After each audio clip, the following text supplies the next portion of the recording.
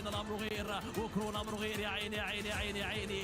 فعلا يقع من تشيكن تدر. مزار بيحاول ياخذ الفرصه هنا على اللاعب ثور. يا ولد يا مزار الرخ يغادر المباراه وايضا 4v1 بالنسبه لتيم ذا وورد باتر.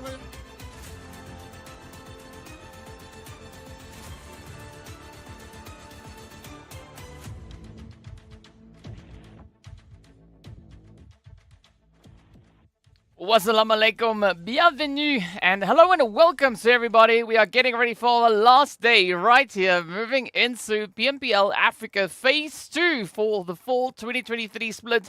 Now, of course, right, everything from this entire phase has come down to today. We are going to be seeing who will be our top 12 teams to move forward into that last match of the day. And of course, well, whether or not we could have a bit of a jump back coming through from the side of RUKH, looking to chase for the top on that leaderboard. Currently, only 2 points separating the side of RUKH Esports and RUKH. Now, as you've seen, right, day 1, 2, and 3, RUKH, they were sitting at the top of the board.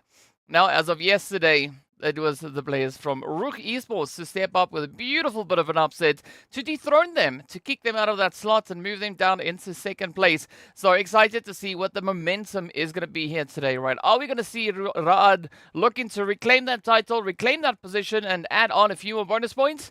Of course, well, we'll have to wait and see. In the meanwhile, let's take a look at the format yet again. So we are still within the league stage. As we know, the teams are going to be grinding out through here, trying to see who's going to be those top teams to make it through into the bonus match for tomorrow.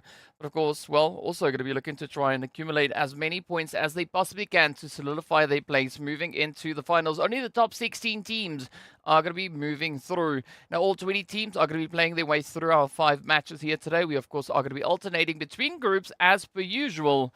And then once we hit game number 6, well, it is going to be action time. But once we make it into the finals, we are going to be looking at 3 days filled with 6 matches across the board. And we are going to be running the exact same map rotation, right? We are going to be starting off with we're going to be running rather through Erangel, Miramar, Sanhok, copy, paste, rinse, repeat. Right, for each and every single day.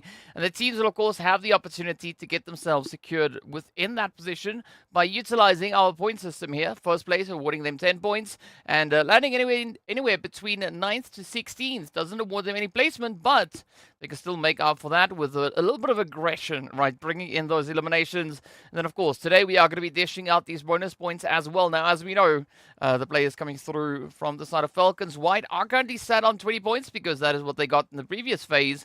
But how much more are they going to be adding to the tally, right? Could we see RUKH potentially jump up? Because, I mean, last phase, they finished all the way in 10th place, only getting 11 points sent to them.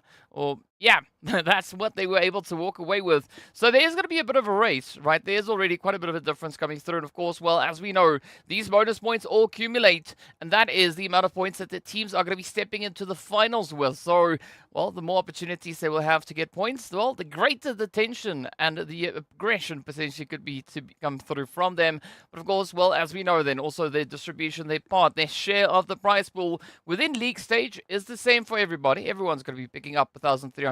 But once we head over into the finals, that's where they get the opportunity to add even more to that tally, right? Adding on anywhere from $500 to $5,500 to their overall prize pool. So quite a bit to look forward to, as we know, right? These teams are going to be looking to show off as best they can.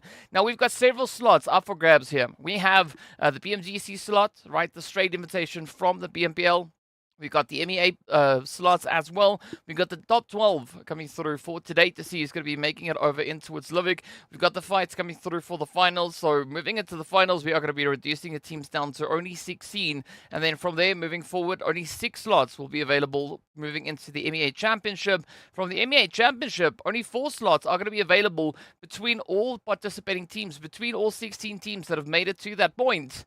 Only 4 of them are going to be moving forward into the PMGC to join the team that has the most points culminated from the previous season and this season all together, right? So, of course, for the last time here, let's take a look at our groups, at least for this phase, just to remind ourselves what that is. So Group A starting over on towards that left-hand side. Group E are going to be sat all the way towards the right. Now, as per tradition, as per our first match of the day, Group E are going to be sitting it out.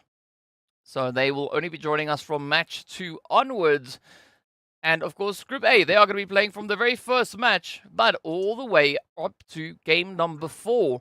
And hopefully they'll be able to do enough to secure themselves a position within that top 12 to make it over onto its Livik.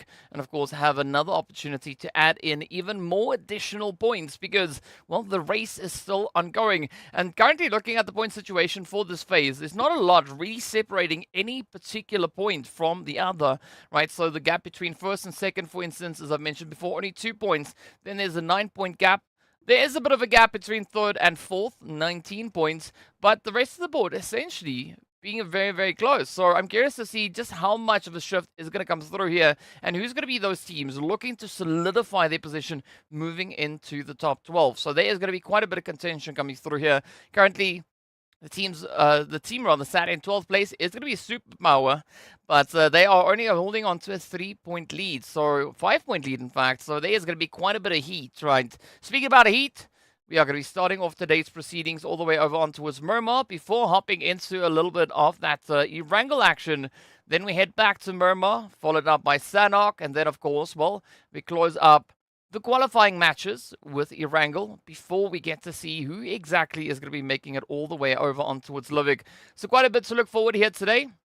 As we know, we are going to be swapping out those groups between match 1 and 5 and group 6, match 6, right, that is going to be the top 12 to fight it out. Now we have seen quite a bit of a play come through in the previous phase, right, all the way back on the previous phase, day 1, day 5. Well, probably helps if I English properly, right? I hear that that helps quite a bit. But either way, as we know historically, right, in the previous phase, that is where we had quite a bit of excitement come through. We'll talk about those points in a short, brief moment. But of course, as we know, also up onto Livik, we do have a nice bit of extra cash up for grabs here as the teams will have the opportunity to lock in as many of these additional prizes as they possibly can.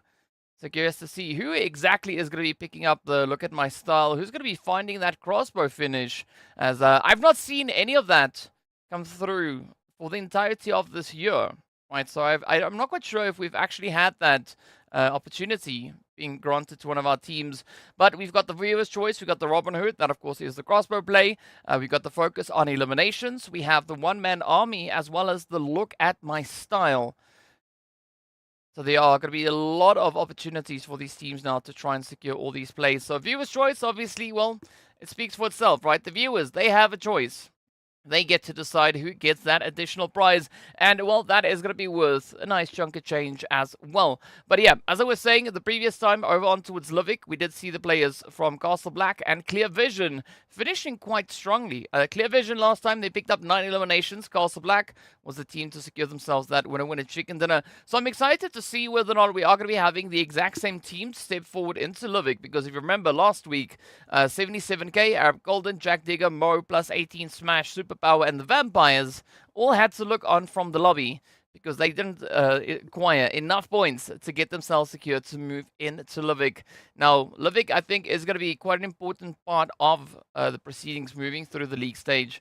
Because, well, as is pretty evident, the teams will have the opportunity to secure every extra little morsel of points that they'll be able to find moving through the action here. So I'm really looking forward to seeing just what kind of a change-up we could be seeing once we eventually make it up towards Livik. But of course, before we even get there, there's going to be quite a bit of fighting to see exactly who will be those teams to step into there. And speaking about fighting, of course, the team's also fighting still for that PMGC position. As we now take a look at the board, Smash team currently sat on 235. Only 2.5 points behind the players there from the Vampires. Superpower a little bit further up ahead, but as we start to climb the board, we can see XENON also then locked in on 777, bringing in the 255 points so far from this phase, or from this entire league stage. But I think it is up towards the top where things could get quite interesting, right? We did have the players there from RUKH Esports being very close and being in a position where they could potentially bring that upset. So the gap at one point was 140 points. But that gap is now close to just under 100. It's now down to 97 points. So there is still a bit of an opportunity now for RUKH Esports to see if they can maybe bring in a bit of a dominating play, because they're going to really have to chase through the remainder of this phase, but also all the way through into phase number 3, right? So if RUKH Esports wants to be the team to overtake Falcons and get that direct invite into PMGC, well, they're going to have to beat the Falcons white team. So as we can see, Falcons already setting up quite a bit of a barrier there, setting up quite a bit of a point of contention, making it already quite difficult, right, for anyone to try and catch up with them. But as you see, we have a few people now joining us in the chat as well. So welcome to everybody getting in here. Of course, we are inching our way closer and closer to kicking off the action here for today. Of course, as we've seen, we are going to be heading over to Miramar first to see exactly what these teams are going to be doing. But well, while we still prep it up for that, we could also then start to take a bit of a look and see what we could be expecting, right, with regards to who could be the team to perform, right? Who could be the one to step it up, blow a few ducks out of the water, right? Because that is what we want to have happen here. Now, Falcons, of course, they are going to be the dominating force, sitting with their 4 winner chicken dinners. So they've been able to capitalize quite a considerable amount of points coming through from their performances that they've had on the map of Miramar. Again, no surprise, because that is what we saw happen in the previous season. But RUKH, they've also really doubled down on their efforts. They've really been trying to put up quite a bit of a strong push.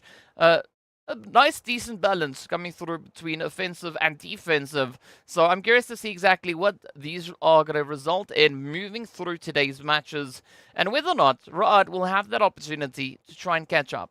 Because I think that is going to be the big chase, right? Whatever they need to do it right here. Because this is going to be that final opportunity, the last chance to secure a bit of a foothold, and maybe just even get a bit of a jump with regards to those bonus points. So I think we are going to be looking at quite a bit of an interesting day here, right? We are going to be having that fight come through for the top 12, essentially looking at the teams in and around that 12th place, fighting for their slot to move forward. But of course, then also there is going to be that fight coming through between RUKH Esports, as well as Falcons, as RUKH is going to be fighting for the top of the leaderboard, at least within this phase. But Falcons are going to be looking to try and ensure that RUKH Esports can't catch up. And RUKH Esports, well, they are going to try and catch up to see if they can close that gap. As we saw, only 97 points. Now, securing themselves 97 points in one day, I've not yet seen that happen. But if they mount a very strong attack here today, we could see them closing that gap considerably, right? I think the highest points that we've seen in a phase per day, rather, that has come through, I think the highest was 60-something, right? So deducting 60-something out of 97 leaves them with about, 30-odd points. And that is going to be quite achievable moving through into those remaining phases, right? Moving into the last few days to see exactly whether or not they can get the job done. But I think then also the break that we have coming up is going to be quite interesting, because the teams now will have a week to sit and do their VOD reviews, do their homework, figure out which strategies they think are going to serve them best stepping out onto that final week to try and qualify through the league stage and get their butts over into the finals. So I think the phase 3 is going to be probably the sweatiest phase that we've seen so far. I mean, already phase 2 looking pretty hot. The teams coming out of the gate much more aggressively, much more focused and determined. But, well, it can only go up from here. So that is what we are going to be looking forward to see indeed. In general, I think my expectation here for today is to see MEA Esports lock in a few more points. Because they are currently set at the lower end of that leaderboard for the phase, and of course with regards to those overall rankings, they are trailing by 39 total points, so there is the opportunity for them to maybe try and rectify that moving through today. If not fully close that gap, definitely get super close to closing that gap. We do have a few interesting spots also then happening with regards to our leaderboards. Now, as a result of our last match yesterday, we did see Virtual Gaming Squad actually moving themselves up into 3rd place, or rather demoting the side of RUKH down to 4th. Wave, they've also jumped up 2 positions all the way up into 8. And then, of course, we did see the players there from Blackhand as a result of that jump coming through from Wave, essentially trading places with them. So Blackhand, they've moved all the way down to 10th position. But for the time being, there's also not a lot really separating the angles within the top 16, right? Even looking at the points, again, there's only 4 points separating 16th from 17th. And then we've got a 12-point gap, an 8-point gap, and then a little bit of a larger gap where we find the players coming through from MEA Esports. So again, multiple opportunities available here today. all the groups will have at least 4 matches to try and prove themselves, to get themselves into that bonus match at the end of the day, after which we'll be awarding the bonus points, we'll be awarding all the additional points coming through to them. So there's going to be quite a lot to look forward here. So far, based on what we've been seeing here, I've got to say I am super impressed with what the teams have been capable of so far. I mean, especially looking at yesterday's performances, I mean, we did see a strong, aggressive play coming through from RUKH Esports, securing themselves 51 points in total with those 2 winner chicken dinners. And then, of course, we saw Greedy also mounting quite a bit of a push, trying to see if they can catch up, getting themselves secured on 45 points. We had 43 coming through for the World of Battle. So these teams definitely are capable of securing decent and strong points. I mean, even XENON, they jumped up 2 slots just in the last match, securing themselves 42 total points for the day, 30 eliminations, and of course XENON, they were the most aggressive team yesterday. So I'm curious to see how that all is going to translate and how this is going to result in the gameplay then coming through for today. But yes, Miramar should be just around the corner. So if you've got any thoughts, any predictions, any expectations you might have, be sure to let me know. Share your thoughts in the chat as we get ready to see exactly what is going to come through with regards to our lovely desert map. We got Red Eyes joining us in the chat as well. What's up and welcome. Mo will get some points today, says Fardin. Oh, all right. Yeah, well, I mean, that is exactly what I'm going to be looking forward to as well. Very after watching, sure. All right. All right, so it does seem we are just a few very short moments away from hopping on that plane. So if you're not yet dropped your prediction with regards to flight path, with regards to zone, well, now would be a good time to get it in. If you don't want to do any of those things, you can always just tell me, who do you think is going to be the team to clutch it out? So remember, 77k, Black Hand Special, as well as the Vampires are not going to be playing in this match. We'll only be seeing them come back in game number 2. So, yeah. Predict accordingly. Let's see who's going to be on the money with that one. In the meanwhile, well, all we can do now is just get ourselves amped up and ready to go to see exactly what that zone is going to be bringing in. I mean, we did see quite a few surprising shifts already coming through from the zone. You know, it actually taking us in several different directions.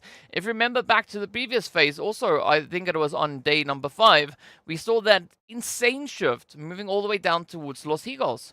That was the center point of the zone. So I'm curious to see whether or not the zone is going to behave today, right? Are we going to see maybe a few crazy shifts coming through? It might not happen over on Miramar, but it could happen on any of our other following maps. So there's always a bit of that surprise that could be just around the corner.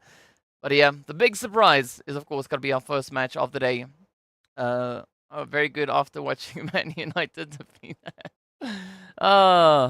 So I think it is safe to assume that Fardin is not a Man United fan. I mean, I have no opinion on the matter because it's not a sport I follow. But what I do follow is PUBG. So yeah, we should be hopping into the action very, very soon. In fact, it's so soon that it's happening right now. So here we go. Let's get ready to see what the flight path is going to be bringing in. It does seem like it is going to be starting us off over on towards that eastern side. But based on this trajectory, it is going to be heading way up north. But where exactly, well, we don't know. Oh, alright, there we go. It's going to be pulling in right alongside Oasis. I still say that I want to see an Oasis zone come through. Something I've always been asking for. The PUBG gods ignore me when I make that request, but you know, I guess it is what it is at the end of the day.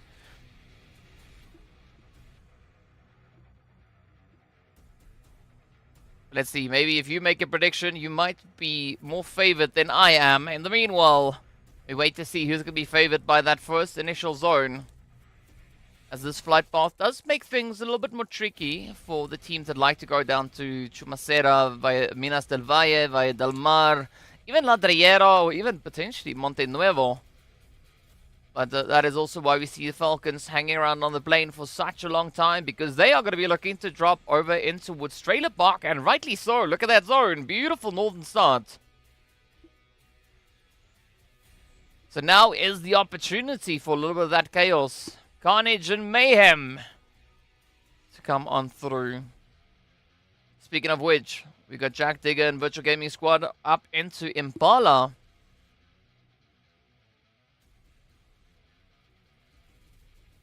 Nuruddin, thank you so much for the compliment.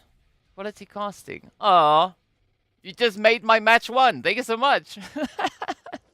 Speaking about saying thank you so much, let's see whether or not Wave are going to be thanking Arab Golden for dropping hard here with them. Or maybe it could be the other way around, right? Either of these teams are going to have to thank the other, because there's a bit of a potential for a few eliminations to come through. Hot off the plate. Hot off the press.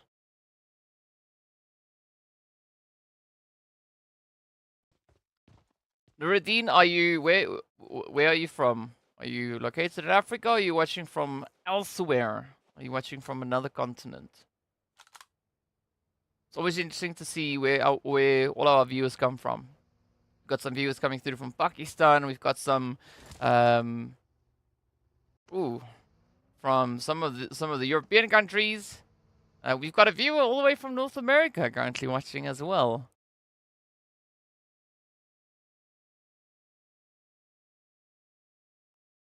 Alright, in the meanwhile, Jack Digger, Virtual Gaming Squad, well, they're just going to be enjoying the sunlight.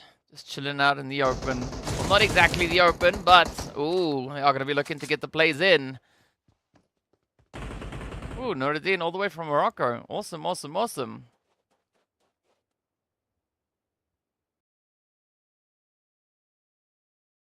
I wanted to say thank you in Arabic, but now I completely forgot how to say that. So just imagine me saying thank you in Arabic. Oh, let's see what Jack Digger and them are gonna do now. I mean, we've had a few shots being fired. It does seem like Jack Digger are looking to encircle Virtual Gaming Squad. But Virtual Gaming Squad holding on to some pretty decent stats with regards to the overall Miramar. I believe that, of course, is then the Miramars only for this phase, right? Because if we look at the overall... Okay, never mind.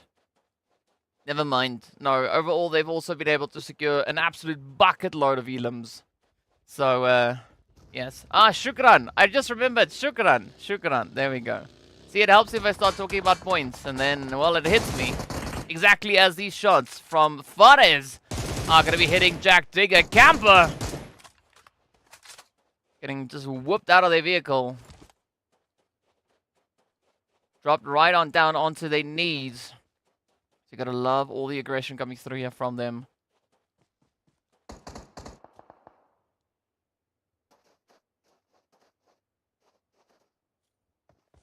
It's a Virtual Gaming Squad mounting a nice showing of a bit of aggression here. Let's see, are they going to be able to follow through and get the jump onto Jack Digger? Camper are going to try and put a little bit of distance in between them. Fortunately, the terrain is going to be blessing them.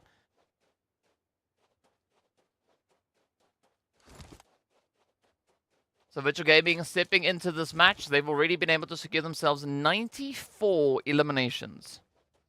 Right, that is the highest elimination count that we have right here. So I'm curious to see how many more they are going to be looking to find, as they are going to be coming in hot pursuit.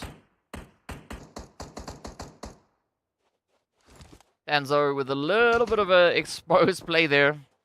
What's up, Jihad? Yes, you are indeed on time today. Well done. We had to start without you, though, but you made it for the first match.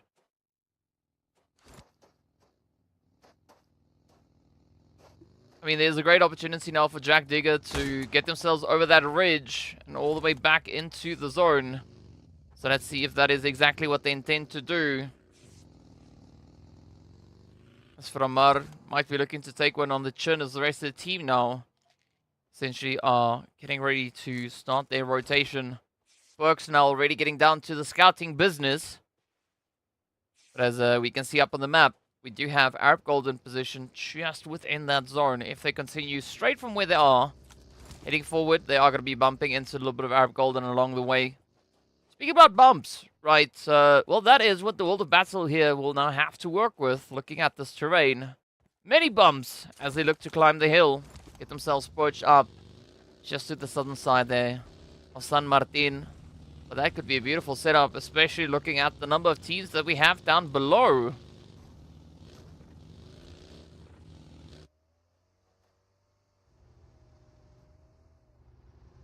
The third eye has indeed opened, yes.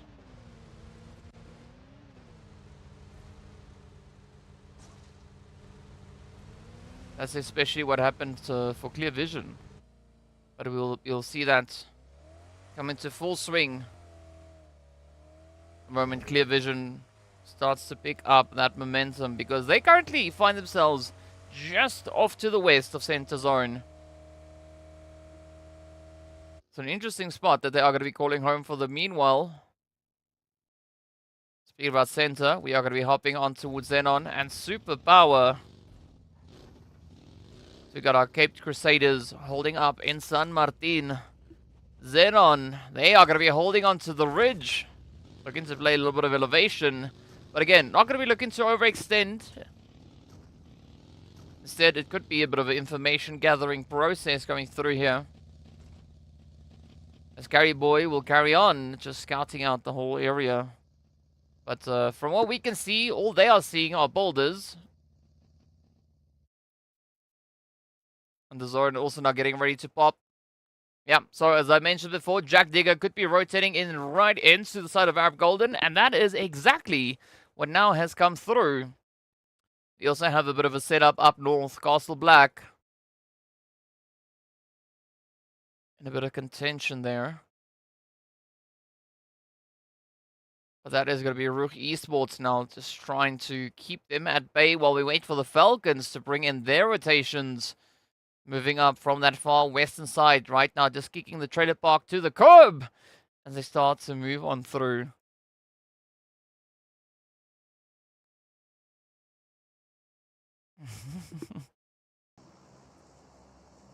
At least you guys can say that you are an eye for an eye now, right?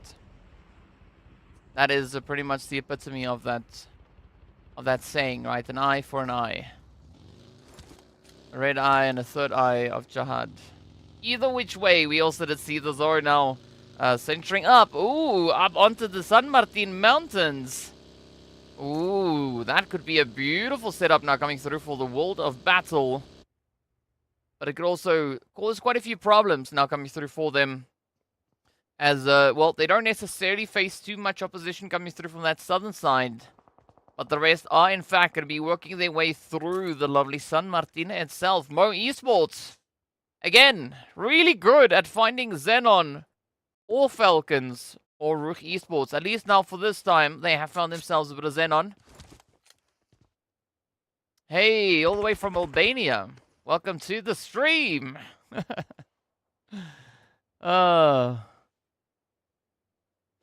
go, Elisio. Yes, yes, yes.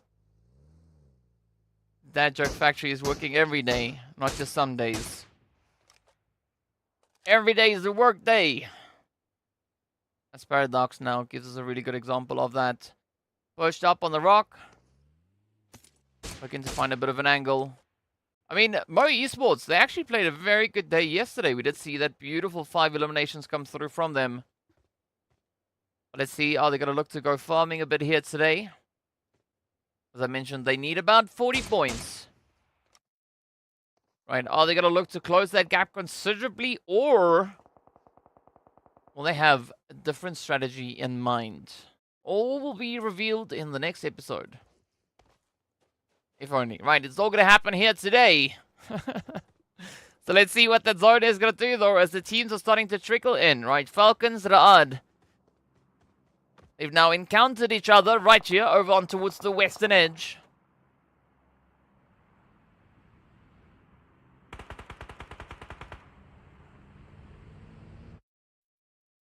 Let's see where they're going to be taking it.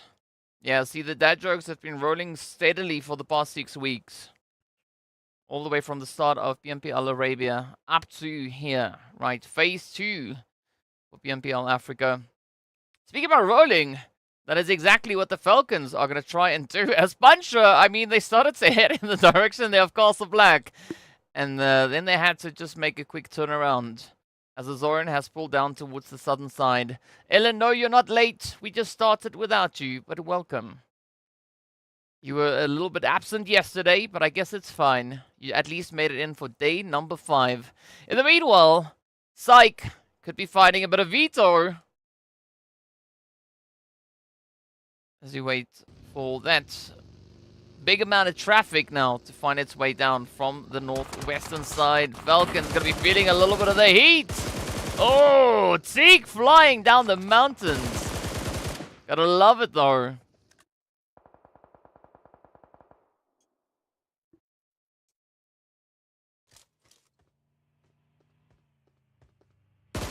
One shot now, trying to find that play, trying to find that angle, but this is a good setup going through for Clear Vision. Not necessarily over towards the Falcon side, but still being in a position where they could gatekeep the rest of the West. Ooh, look at this though. RUKH Esports maybe biting off a little bit more than they would have wanted to. You can see the players now coming through from Greedy. Good spread on that angle as well. Mo coming through with a bit of a rush. Oh, Elicio's getting knocked and down. That's Joker. He's not going to be kidding, right? Instead, they step through with the lead, and that is going to be, well, leading to Mo Esports now. Potentially being down to 3. We've got several knocks already on their end.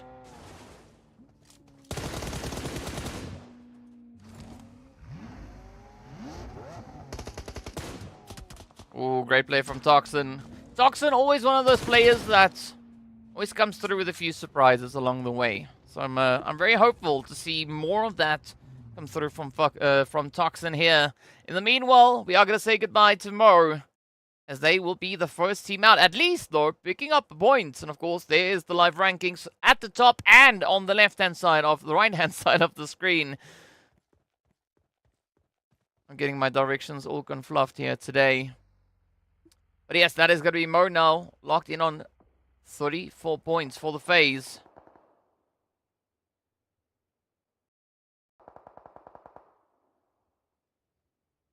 They were able to get themselves that 1 elimination, so at least it's going to go up to 35 very, very soon. Meanwhile, Falcons and Clear Vision caught in a bit of an altercation. We do say goodbye to XENON. What on earth is going on? I mean, I knew I was trying to say that today was going to be a pretty insane one, but I would never have expected XENON to be one of our first teams to get taken on down.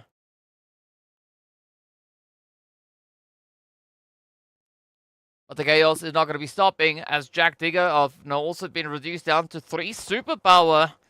They found their kryptonite. Holding on with a 2-piece. It's down to White Boy and Berlin.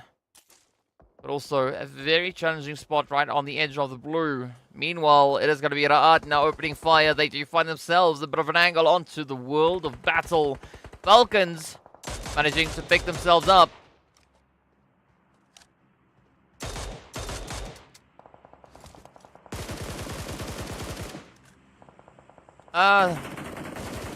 Salut! First sector. Let's see whether or not Falcons are going to be able to survive this play now. As Clear Vision are going to be continuing their push, trying to get themselves situated into this next zone.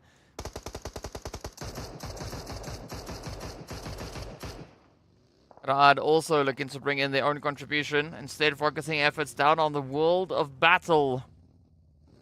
But I love this aggression coming through. The team's definitely looking to make as much noise and as much of an impact as they possibly can. Again, with a very, very cheeky play. Just casually, very casually rolling up on Joker.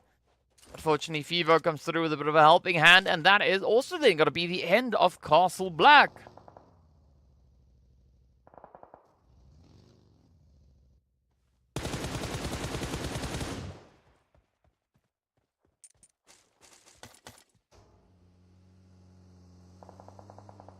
Right, a quick little bit of a dash, then also coming through here from Greedy, as they are going to be looking to make a quick pit stop.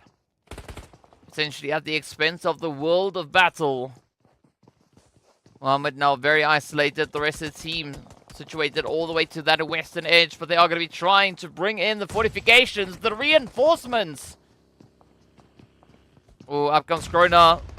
Bringing in a bit of the assistance here. Is it going to suffice though? Will they be able to make enough of an impact? Oh, they do, however, impact the wall and the lobby all at the same time. Mohammed's still going to be holding nice and steady as Arthur gets found as well. Now we can say the roof. Not exactly on fire. That's only going to happen once the mollies start flying up. But Greedy definitely going to be looking to light it up instead. They've now been able to identify the whereabouts there of Mohammed. But now they've got to find the angle. Find the approach to take. Oh, Mohammed going to fly on down. Almost gets the shot up on Hemo. But Hemo just thanks them for coming along. And instead sends them right back from whence they came. Now it's going to be Ra'ad. Going up against Clear Vision.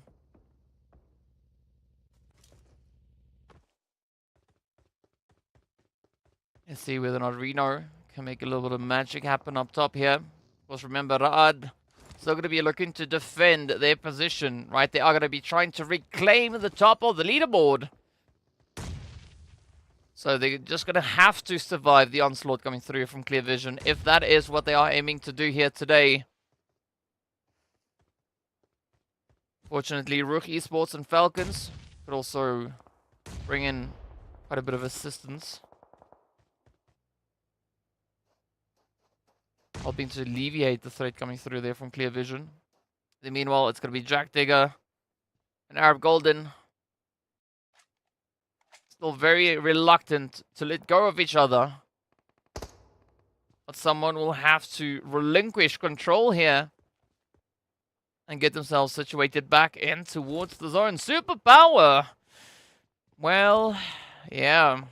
They are not going to be making it beyond that 12th place. At least, though, still managing to secure themselves elimination. XENON, currently the only team leaving here without any points being contributed to their total points, or to the tally. But our Golden still trying to find a bit of an angle. Still trying to find a bit of a reach. Hey, what's up? What's up, Deep? Oh, +18 going deep as well as they jump right into Smash. Well, that was a smash hit. Well done. But they've only found 2. They still need to find the other 2. As you can see, Arif and Ilyas casually hanging in the wing. In the meanwhile, we do say goodbye to Jack Digger.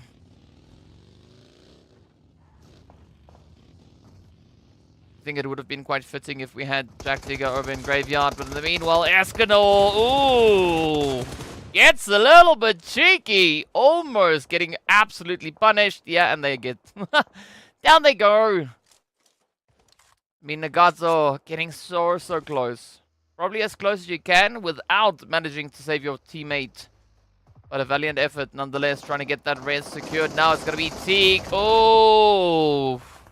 Up they go. Getting enveloped by that nade. Ra'ad's still going to be holding steady. Greedy in the meanwhile, they'll be chipped out.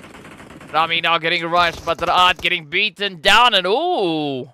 Fevo coming through with a beautiful play. Oh, and down goes Fevo. He's gonna love all these third-party angles being held here. Now Ra'ad again down to 1. They do find themselves sat on 8 eliminations.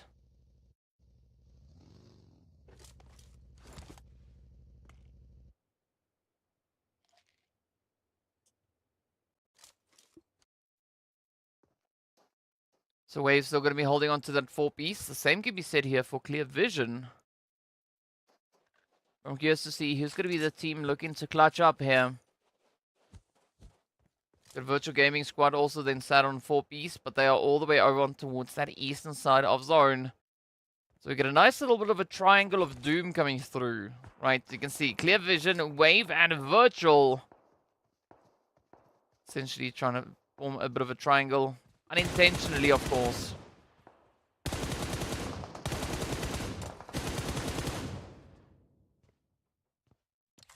+18, they're going to be looking to capitalize on the available opportunity.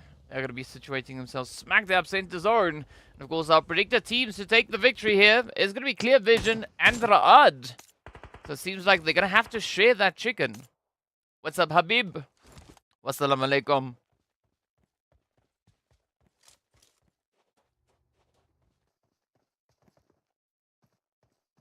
So Virtual Gaming Squad now going for a bit of a split as they look to get as many angles covered here as they possibly can.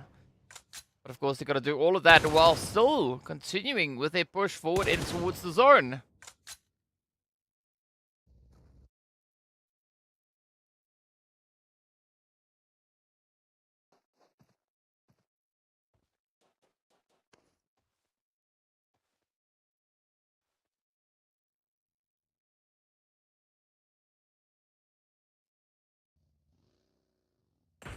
Right now it's going to be clear, trying to close a bit of that gap. Again, not an easy rotation to try and work their way on through. They are going to have to climb the hilltop. +18 now in a nice setup here. But are they going to be able to utilize that available real estate, right? Are they going to be able to find the angles?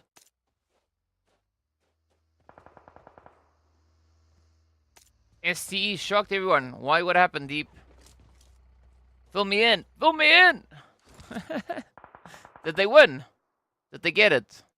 Or did they not? Clear Vision also not going to be looking to get it. Oh, oh, oh, oh! And they add it yet again.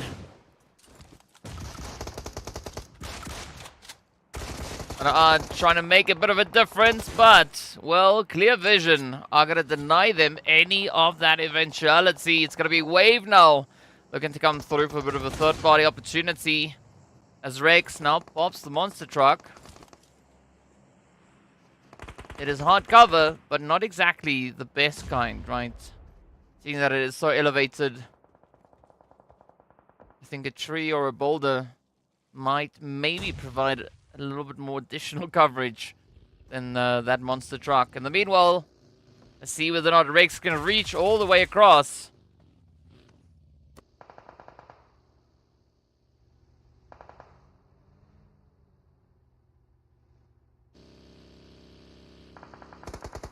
Now we find ourselves quite a bit of a position here. +18, they're going to be feeling a lot of that heat. They are now completely and utterly encircled.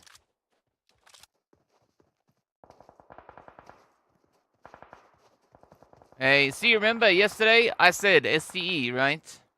So, you're welcome. But that's awesome. 3 winner chicken dinners in one single day. That is hella impressive. Speaking about impressive, look at the sprays coming through here from Shadowin. Gaddafi, nice steady flow. But who's going to get the victory here? Deep says that it's going to be Virtual Gaming Squad. Alright. I mean, the other strong contender would have been either FALCONS, White, or RUKH. But as we know, RUKH, they're no longer here. FALCONS also not in this match. So maybe, who knows? We'll find out soon. As we got our final 4 teams now left to duke it out. Wave now sitting with 8 eliminations to their name. Virtual with only 2. Whereas Clear Vision comes through with a 6. And then +18 holding on to 4. But they are going to be feeling a lot of the heat as the zone now centers up on them. I'm not quite sure whether or not they have enough angles covered. Especially having to go up against 11 other players.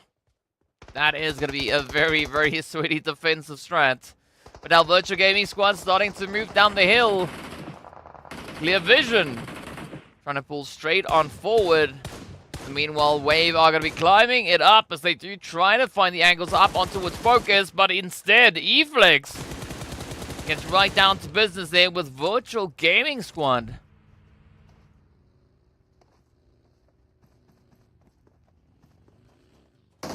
Nuruddin says that +18 could potentially be taking the winner chicken dinner. I mean, it's going to be pretty tough, right? Especially looking at how they are encircled now.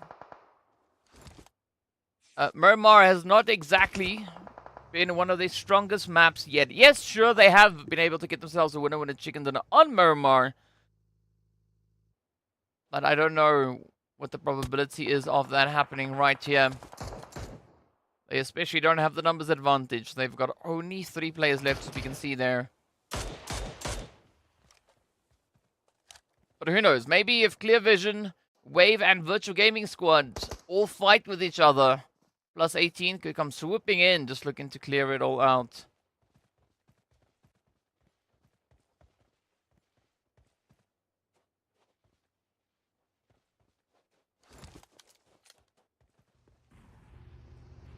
But +18, they are going to be feeding a lot of that heat now comes through. As you can see, Wave trying to find a bit of a position here. Clear Vision yet to take a full send. Virtual Gaming Squad, there we go. The opener comes through from Amjid. Oh, Shadow in now in a little bit of trouble. Eflex, Nagato. 2 remaining contenders. Yeah, that's it. That's it. Amjid comes in with a follow through. Fares again going to be holding on to a little bit of Overwatch. The nice thing, at least for the rest of the players, is that Fares is not exactly in a position where they could reach with utility. Oh, but they can definitely reach with an M4. Yeah, you gotta watch out for that tap-tap sound, right? That is not the kind of sound that you want to hear when you're trying to lock in sprays. And speaking of which, the blue zone swoops in and does its thing. Now the teams can breathe a little bit more comfortably, as Fares has been taken on down. Vankid now going to be feeling that heat as well, as Rex looks to double down on the aggression. Wave already sitting up to 9 eliminations.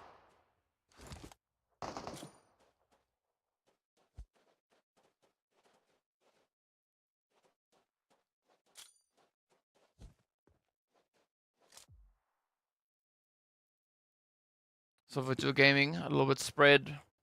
Not quite sure if they're going to be able to find that raise coming through onto Amjid, but the Wave, they are looking pretty confident.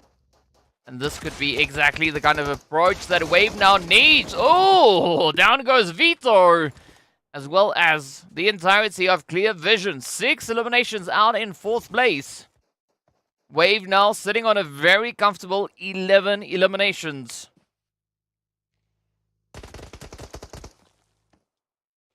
Eflex needs to get those reflexes on point, because if you let it slide, you are going to get pushed from all directions, especially now with Wave and Virtual Gaming Squad prepping for a bit of a rush.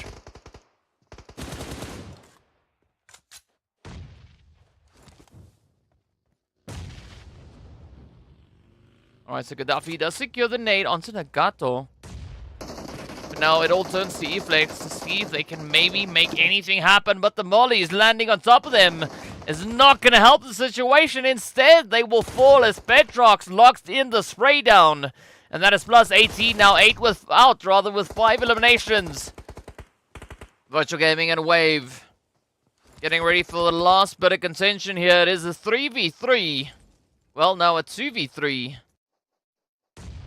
Oh, scratch that. It's now Hardy. Hardy having to contest against Virtual Gaming Squad. And Hulk and the rest of the team, they gotta look to smash it. Will they be able to secure themselves that winner chicken dinner? Oh, the blue zone gets the better of them, and that is it. Virtual Gaming Squad securing their 4th winner chicken dinner right here on Miramar. Now elevating themselves up all the way to 102 total elims. The first team to hit a century. Well, freaking done coming through here from Virtual Gaming Squad. I mean, they've hit a century just on the eliminations alone. All the way from 2017. Right, very, very great play coming through here from Virtual Gaming Squad. Gotta love all the action. Which player has the most eliminations? Good question. Good question. We'll find out soon. We'll find out soon once we take a look at our MVP slots. But in the meanwhile, we of course are going to be potentially either taking a look at MVP or we're going to be going to the highlights. Either of those two things are going to be happening next. But, well, what already happened is, as we saw there, Virtual Gaming Squad getting themselves that beautiful winner chicken dinner. Hardy taking the knee, dipping out in the blue, and of course, well, denying that elimination to come through. But let's take a look at the highlights.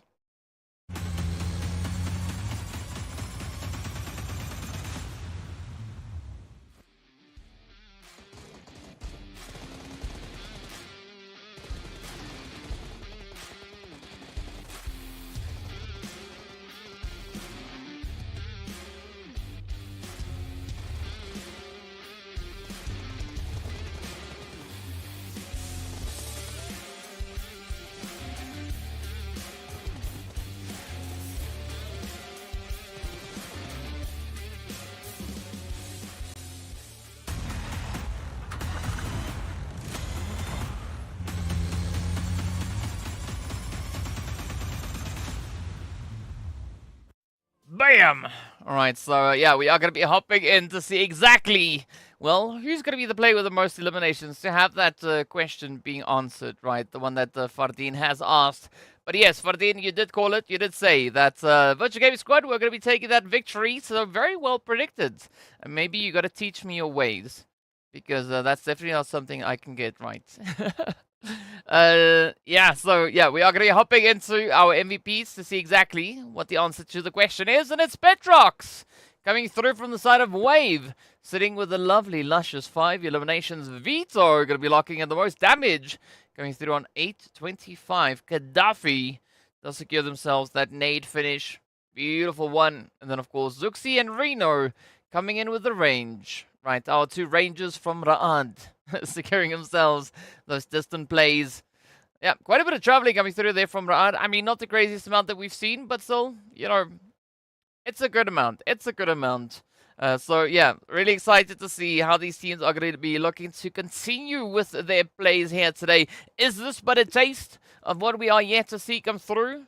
Could it change up even more? Could we see other teams step up? Of course, speaking of other teams, right, we still need to see what 77k Black Ant Special and the Vampires will have for us. But we're going to have to wait for match number 2. In the meanwhile, of course, we are going to be taking a look at our match points to see exactly where these teams find themselves and what the whole situation is. It's going to be Wave picking up a lovely 19 pointers, 13 eliminations coming through, and of course adding those 6 placement points to the tally. Virtual Gaming Squad, even with their winner chicken dinner, find themselves on only 16 points. But as we know, Virtual Gaming Squad, well, they are virtually undefeated when it comes to the map of Miramar. So well played. Ra'ad also picking up the points here, coming through with 11. So there might have been something that happened, right? Plus 18 coming through on 10, as well as Clear Vision. Gotta love it. Greedy. Well, yeah, they were definitely greedy because that's the only points that they were able to secure for themselves. So well played. It's round 3. Ooh, that's pretty cool, Deep. Nice. Congratulations. Then, of course, the congratulations going out to all the teams, even to XENON, as they are the first team to step into the lovely donut shop that we've got, right? We've pimped it out with chairs and tables and spices and flavors and whatever you want. Yeah, you know, it's good to have something to keep your mind occupied, right? Just imagine this donut shop. We've had so many visitors come through. But speaking about visitors, right? There was one formidable visitor. One formidable foe that we had in this past match, and that was the Blue Zone. Blue Zone claiming 6 of our players. We also saw the Blue Zone essentially clutching the last elimination in this match. Of course, well, they took down Hardy. So we can't exactly look at the stats of the Blue, but we can look at the stats coming through between Clear Vision and Ra'ad. As you can see, Ra'ad coming through with those 8 elims and 1863, but if you just add a little bit more to that, that is where we find the players in from Clear Vision with regards to their amount of damage. 1884 was just the other day, right? Securing themselves 6 eliminations out of that. But they also then stood with an additional 9 assists coming through on that one, right? Those knocks coming up. Of course, taking a look here at Ra'ad's performance. You see again, well, they've been at it yet again. 724, nice showing. And of course, Zuxi being our master evader, only taking 199 eliminations.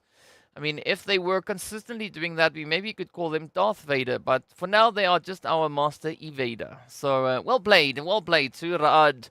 But we want to see how they are going to be looking to perform once we step over on towards Erangel. As we know, that is going to be match number 2.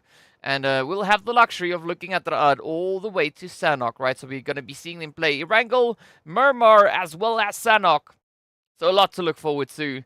But yeah, I think more importantly, we want to see what the art could be bringing in. Of course, with regards to Erangel, they're held in about 7th place, right? Sitting on 81 total points, 46 eliminations, 35 placement points. So they've been able to be quite consistent with regards to those placements.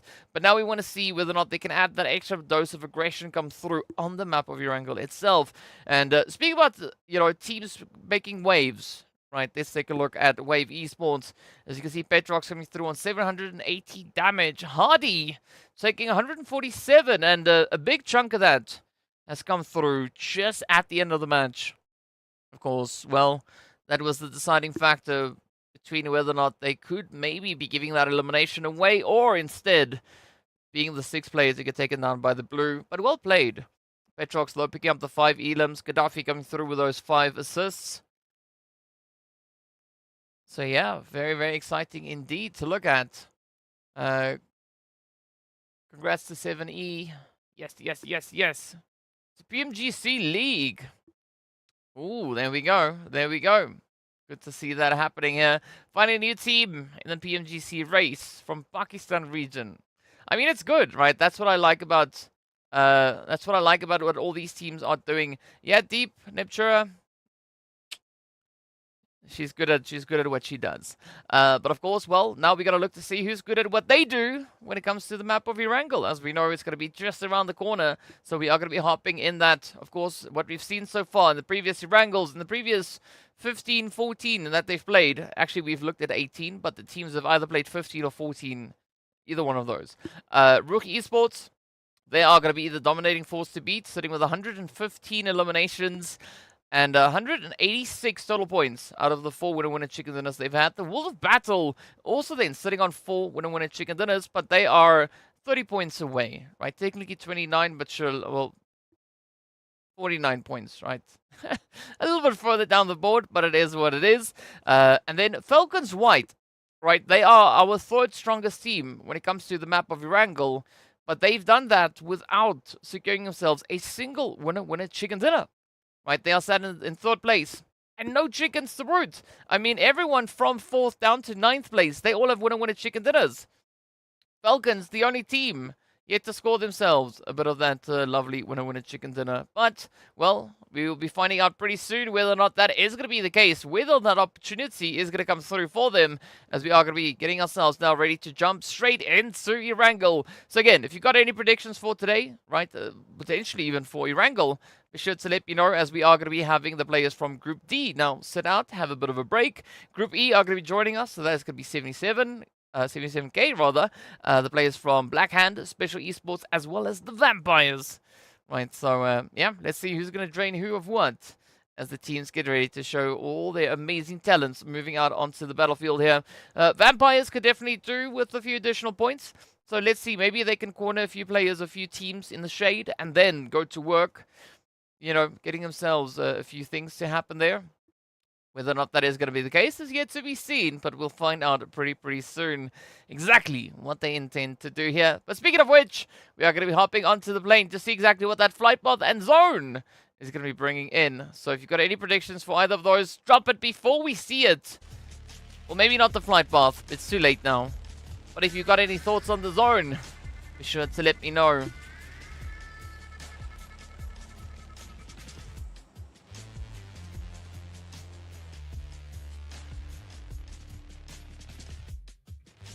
Alright, so it is going to be starting up north, heading straight down south. Near vertical flight path coming through here. But a very, very western path indeed. You can see it, it's going to be tough. It is going to be... Ooh. Tough with a capital oof.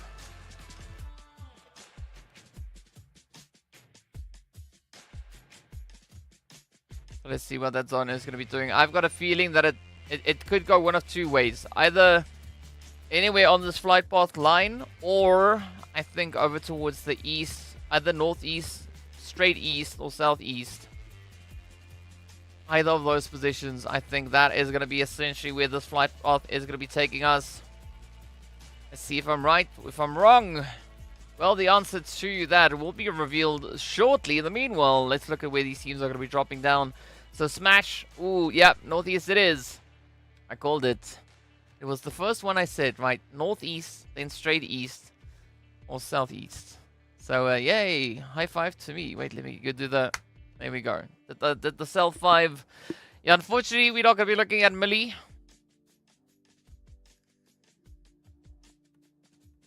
Let's see where that player is going to be taking them, though. Mo, again, oof. Right. Right up close and very sweaty. They're going to have to defend quite a considerable bit. Hopefully they can get themselves secured in that vehicle and just get the heck out of Dodge. They got clear with them. They got special. They've got potentially, well, not exactly Jack Digger, but it's close enough. We got Axa there from the Falcons as well.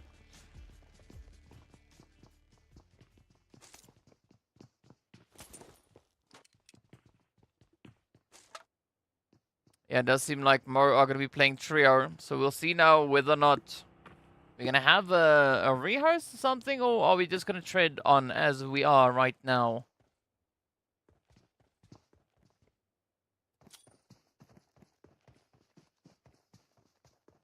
Well, I don't see any mention of anything concerning that, so yeah, it seems we are just going to continue on.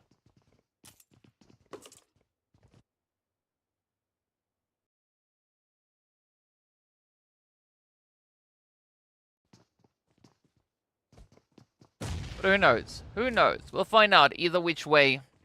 What we will be seeing in the meanwhile is going to be special, now trying to get the jump in. Oh, from Mar! The door is not exactly bulletproof.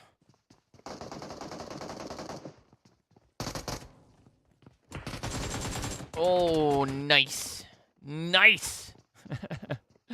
YC coming through with a hit on from Mar, but they too shall fall. So very fair trade. Now it's going to be up to Camper and Danzo. Oh, FALCONS is Danzo. As Camper follows through with the hits. Beautiful play. Now Ramsey's still going to be hiding on the edge there. G-Brute there to bring in a bit of a helping hand. This is clear angle. I mean, this is what the teams want to play for here. And Pochinki as well, right? They're one of those clear angles to ensure that there's nothing obstructing the shots. The spray is coming through.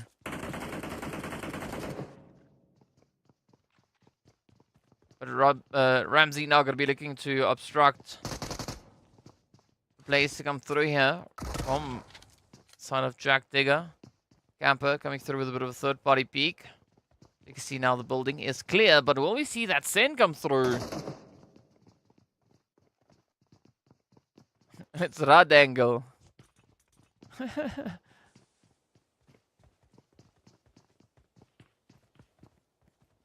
The clear angle or a Erangel? Right, is that what we're going to be looking at? I mean, I still just like the Mohawk thing because that sounds so cool. But either which way, we'll get to Mohawk a little bit later on. In the meanwhile, let's see what is going to come through here as from Mar. Oh, does a little bit of window shopping. Finding G-Brute, now one down, one more to go. Up comes the send. Ah, the perks of rushing in with the squad. Well played. Jack Digger now sitting with a comfortable 4 eliminations to their name. And they are feeling very special at this point. And I mean, rightly so, right? They were able to reclaim control of Pochinki, so well done. We got the race from Greedy and the World of Battle. Just a little bit further away, up in towards school, the apartments, and of course Rozok. Meanwhile, it's going to be clear now, getting caught in between a little bit of the Falcons and the Vampires. So they're going to have to wing it whichever way they take this play.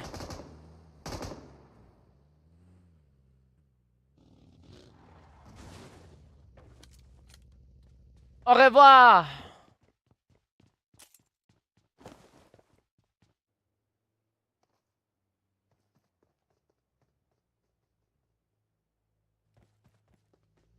Let's see what the Falcons will have in store now. I mean, they are down to a 3-piece. But is that going to be impactful enough to deter any crazy plays, any crazy pushes to come through on their end? Vito now going to be looking to just creep their way across. So far, so good. Cheeky angle being held here by Pocus as well. So this could actually be a very surprising play coming through here from Clear Vision. I mean, I say surprising, but not all too surprising. It could be a surprise. You know, like when someone jumps out of somewhere. They go, surprise! Yeah, that kind of surprise.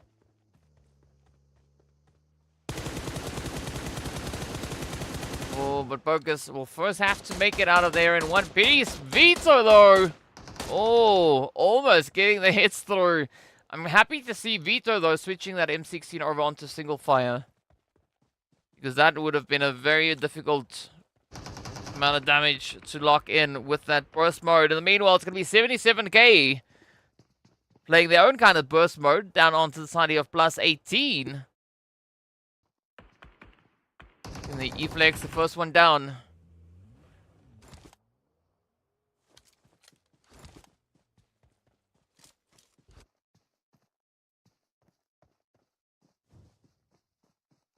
Yeah, I know Neptune is the coach for 7E. I know. I speak to my colleagues. I know things. What I also do know is that, you know, +18. We're going to say goodbye to E-Flex, like that. Let's see whether or not they're going to be able to make it up into zone. I think the best play here for Nagato and XENON would be to get Shadow in and get moving back to that zone. Meanwhile, Clear Vision and FALCONS still having a bit of a disagreement over into Malta.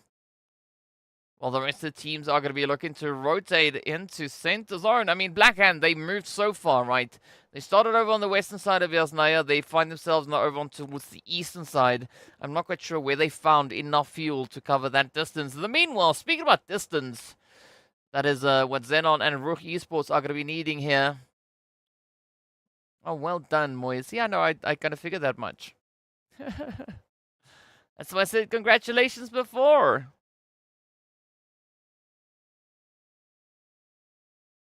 Alright, but let's see who will be congratulating now for making a successful rush up into the zone. Nice bit of contention now coming through there for Greedy as well. I got the World of Battle and the Vampires to worry about. Meanwhile, out here in the blue, +18 now, still just trying to hold strong.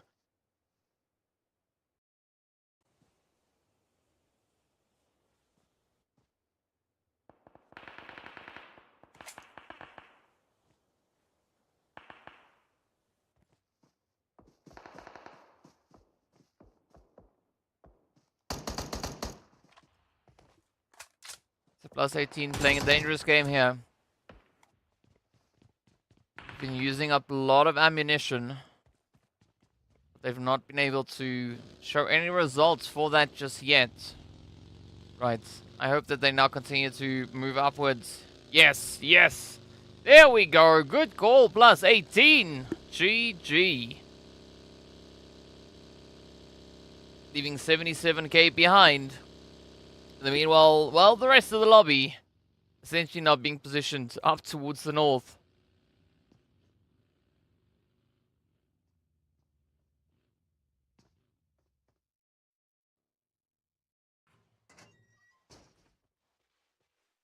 So RUKH, Raad, Vampires, very close up in Stolba. Let's see how they're going to be looking to get any bit of aggression secured. Raad's still looking good here. They've got the full team up. As we saw a little while ago, FALCONS, they've been brought down to 1. Mo going to be holding on to 2. Black Hand still going to be essentially where they've been the whole time. They've not yet had to move an inch.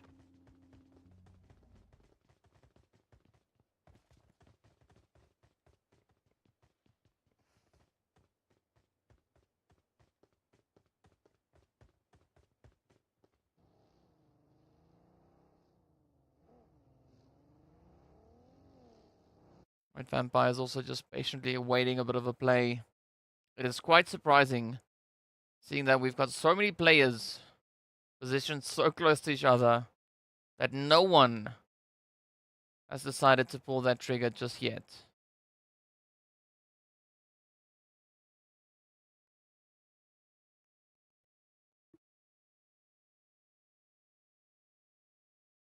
Right, things are very, very tranquil. Scarily tranquil. It's not supposed to be this quiet. But that means that this next stage, this next phase is going to be absolutely chaotic. Seeing that we have 53 players well, 50 players essentially trying to cram themselves up into the zone. Ooh, there we go. The party has started. The vampires, they've taken a little bit of heat.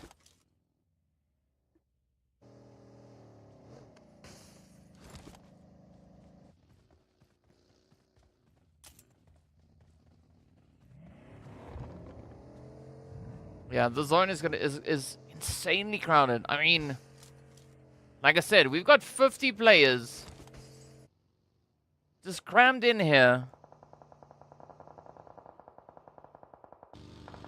And somehow, miraculously, everyone is still on their feet.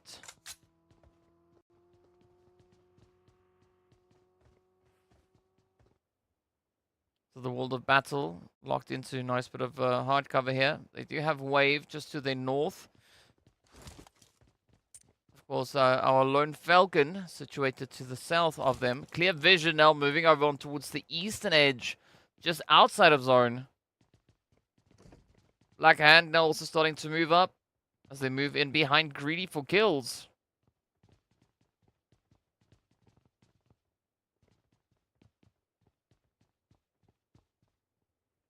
Yeah, 51 players in one mo.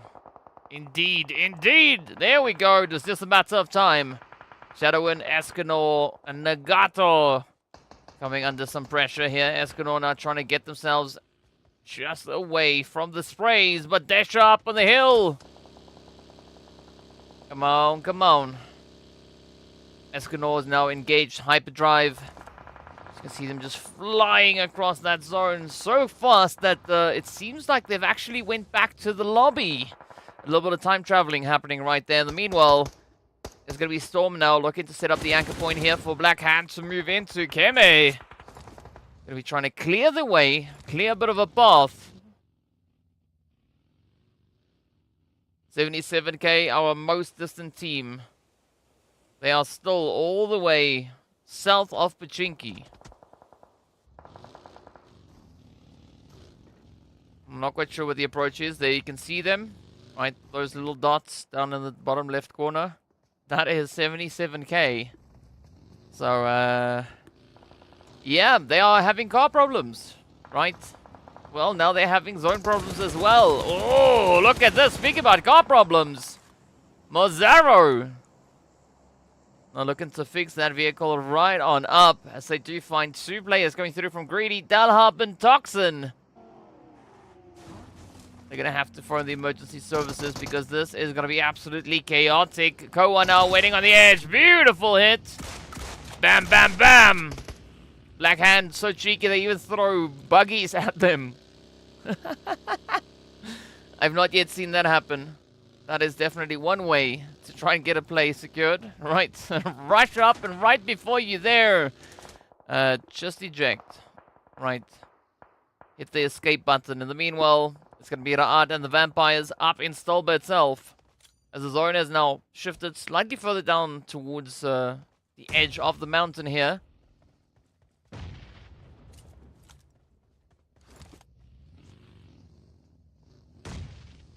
But they are going to try and clear themselves a bit of a path. Right, they want to try and push forward, but they're going to have to be relatively quick about it because we can see Wave also now getting ready for a bit of an angle.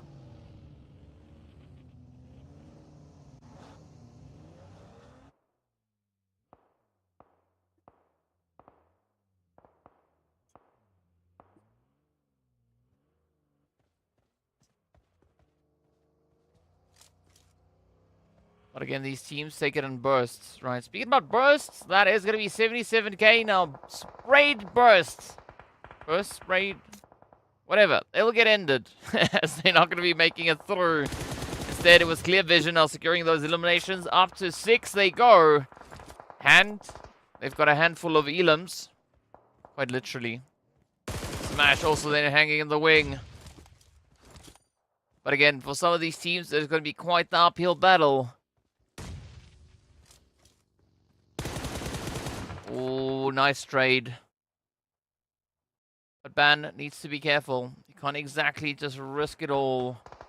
Just come flying out of the woods and you know, just do things. But unless your name's Black Lost, you can of course reach in with a bit of that utility find the hits up into Wave. Now it's going to be down to Gaddafi and Petrox. Oh, there we go. The turn's getting tabled here. Clear Vision also rushing in on Ra'ad, the World of Battle, and of course then the Vampires all the way up in towards that northeastern side. Here we go, jumping straight into that.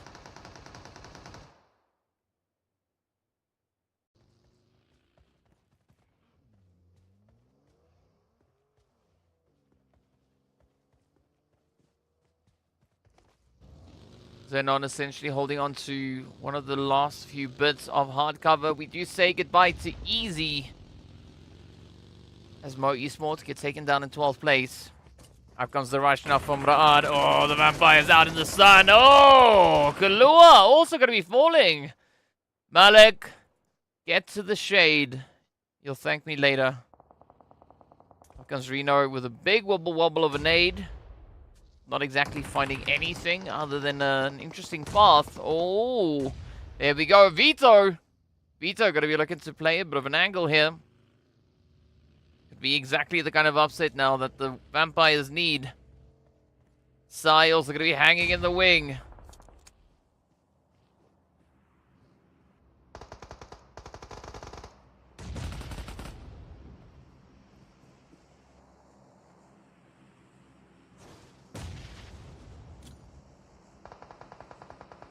Vision, they seem determined. They want to get that play over and secured onto the side of Ra'ad.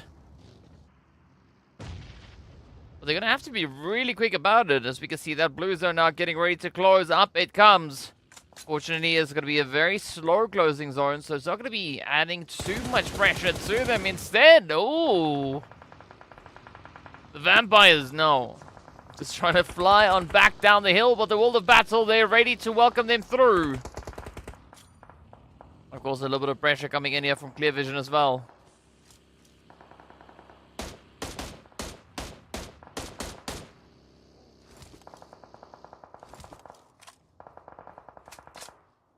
Alright, so we wave goodbye to yet another team. They will also then have to take a trip to that donut shop. In the meanwhile, the World of Battle, Clear Vision are looking to lock it down. The Vampires, oh, down they go as well.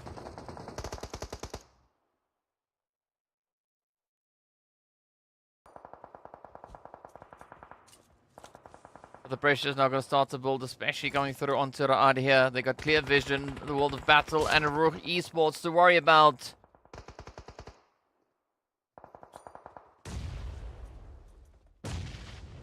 Oh, things are looking pretty grim now for Ra'ad. Chivo, good luck. You're gonna need it. Yes, sir. Rami comes through, and that is it. Ra'ad. Out they go in 9th place. Nothing but eliminations to carry them forward.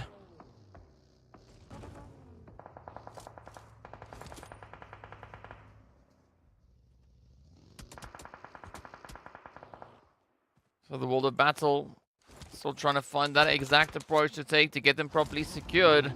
Arthur, Muhammad, and the rest now going to be trying to make the play count. Meanwhile, the Falcons will get ended as Clear Vision has their way with them. Now, Black Hand looking to find a bit of a pressure play onto the side here of Jack Digger.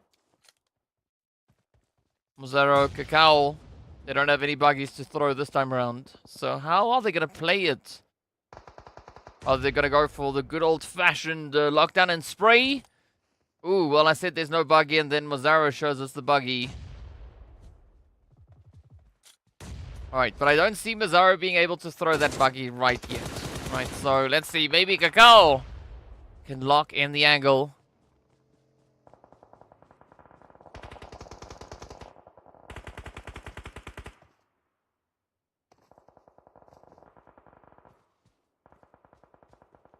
Blackhand looking very, very comfortable on the edge.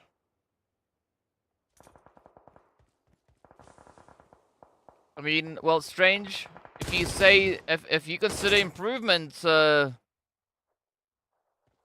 team being able to throw vehicles at other teams, then I would say 100% yes. Because that's what Blackhand did in this match. They threw a buggy at another team. I mean, they didn't get anything with that, but still it was hella impressive to look at.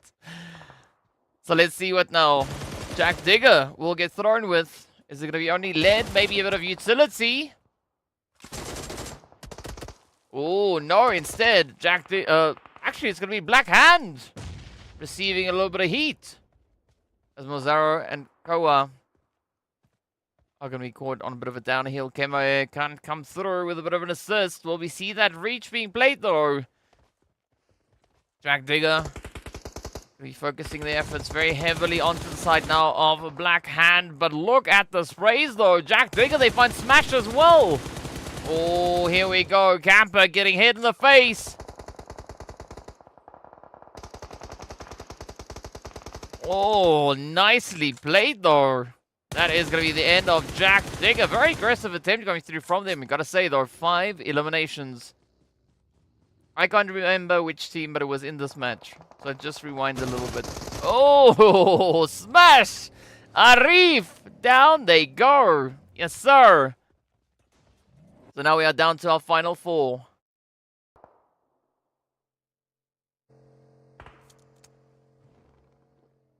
But yes, you'll see the vehicle just flying in. You can just rewind a little bit in the stream. Yeah. It was Koa and Mazzaro, I think, that came rushing up, and then you just see the buggy flying, rolling up. Very, very aggressive showcase coming through there from Black Hand.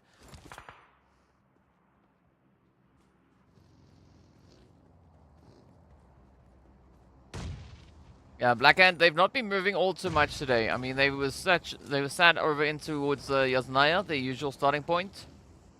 They moved just a little bit over towards the western side, and then from the west, they rotated up to here. And, well, they've slowly but steadily been climbing this hill. Just working their way through, finding 11 eliminations along the way. So Black Hand, they've really been working quite hard here.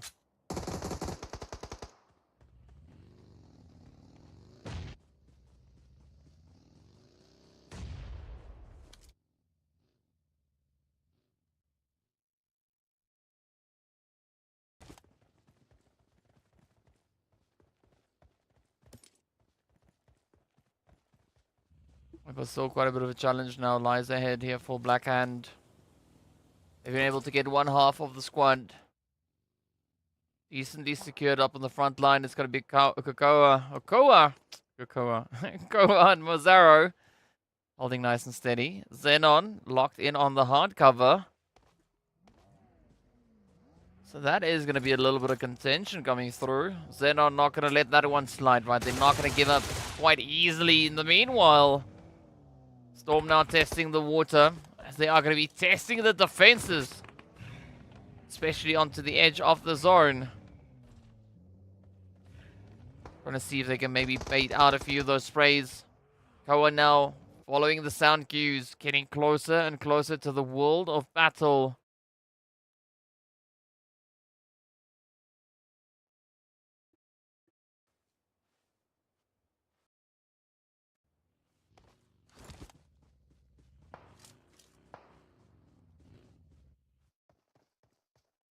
RUKH Esports going to be playing it nice and quiet. They've already got 7 eliminations up. Still have that full squad. XENON, they might have spotted a little bit of something, a little bit of movement. That shot we heard. That came through from the XENON side, heading in the direction of RUKH Esports.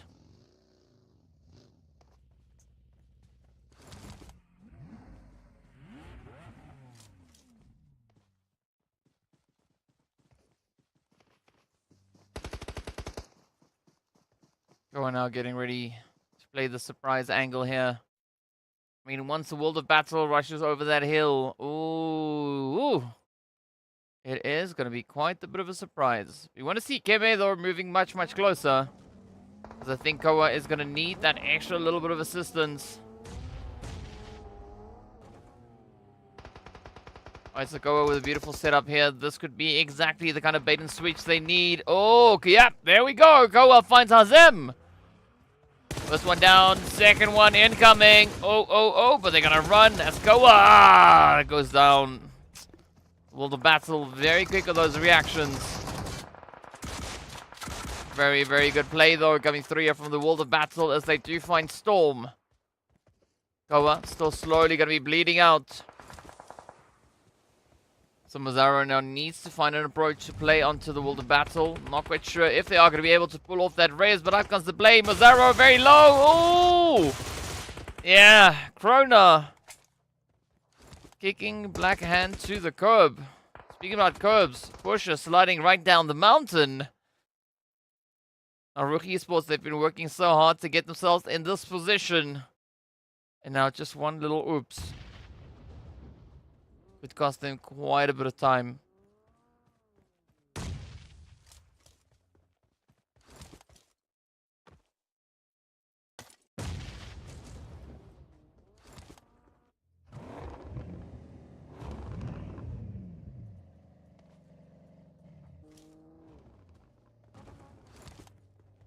So the World of Battle, at least trying to clear up the edge of the zone here. XENON looking very, very comfortable here. We got 3 teams left. Right, RUKH, XENON, the World of Battle. The World of Battle, the only team now left with a full squad. But they don't necessarily have dominating zone presence. I mean, they are going to be trying to clear the edge here, right? So this could result in them finding RUKH Esports though. But Eugene is going to try and make a bit of a play. Knocking on the door there of Carry Boy. Oh, Senke also taking quite a bit of a beating. Krona getting flung down the mountain.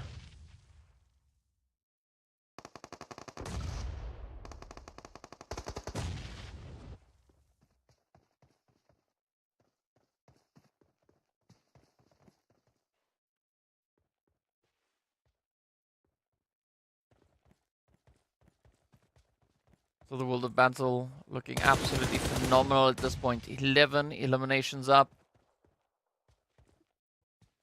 Quite similar to what we had from Wave in the previous match. But are they too going to fall in second place? Or will we instead see the World of Battle trying to secure themselves that finish? Get their hands on a bit of a winner-winner chicken dinner. What's coming into this match? The World of Battle, they have 4 chicken dinners already. So they know exactly what to do at this point. XENON, they've got 1.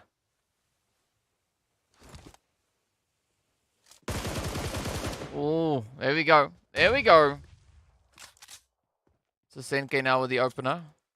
You find Arthur. But of course now that alerts the entirety of the World of Battle as to the position of Senke. Up comes the nade. Overshoots. Muhammad does get the spray. So 1 down. 2 more to go. It's going to be Marshall and Carry Boy now standing between World of Battle as they do find Krona. It's up to Muhammad and Hazem. Hazem yet to find a few eliminations, getting caught out. Oh, but the molly! Beautiful play. Now it's going to be down to Marshall. This could be the game. This could be the World of Battle. Setting their eyes on their 5th winner-winner chicken dinner. Well, Marshall going to rob them at least of 1 potential angle. Muhammad just ahead. And try and res up, getting ready for a bit of a showdown, a bit of a blaze. Just firing for a few of his hit markers. Oh, there we go. Marshall finds a little bit of action. Back and forth it goes. Jump shot. That's it. Muhammad. Beautiful play. Wow. XENON finishing in 2nd and the World of Battle securing their 5th winner-winner chicken dinner on Erangel. What an absolutely insane performance. 14 eliminations and 22-16. Wow. I mean, I knew today was going to be pretty crazy, but again, these teams just finding juice out of nowhere. They've got some crazy converters somewhere, I gotta say though, because they are converting magic out of thin air, right? It just like, BAM! Right, it just happens. But But well played to the World of Battle, picking up a very well-deserved winner chicken dinner. 14 eliminations is pretty dang impressive. I mean, Blackhand, they've also done quite a bit of hard work. We did see them getting sent out with 11 eliminations, but a very, very strong effort coming through from them. I mean, XENON, they survived all the way till second place, but they only found 5 elims. So this was a very, very surprising match coming through from our teams here, but we gotta love it, because this is exactly what we want to see moving into the last day of phase number 2. Speaking of which, let's take a look at the highlights.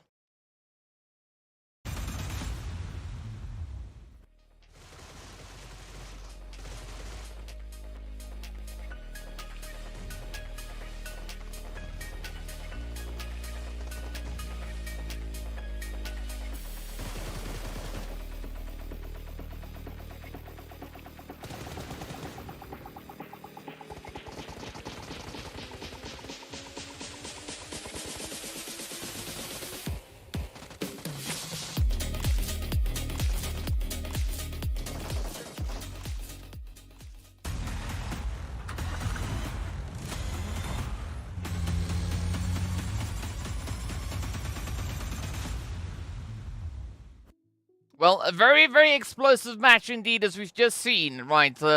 Insane play coming through for our first Miramar of the day. But as we know, or first Erangel of the day, rather.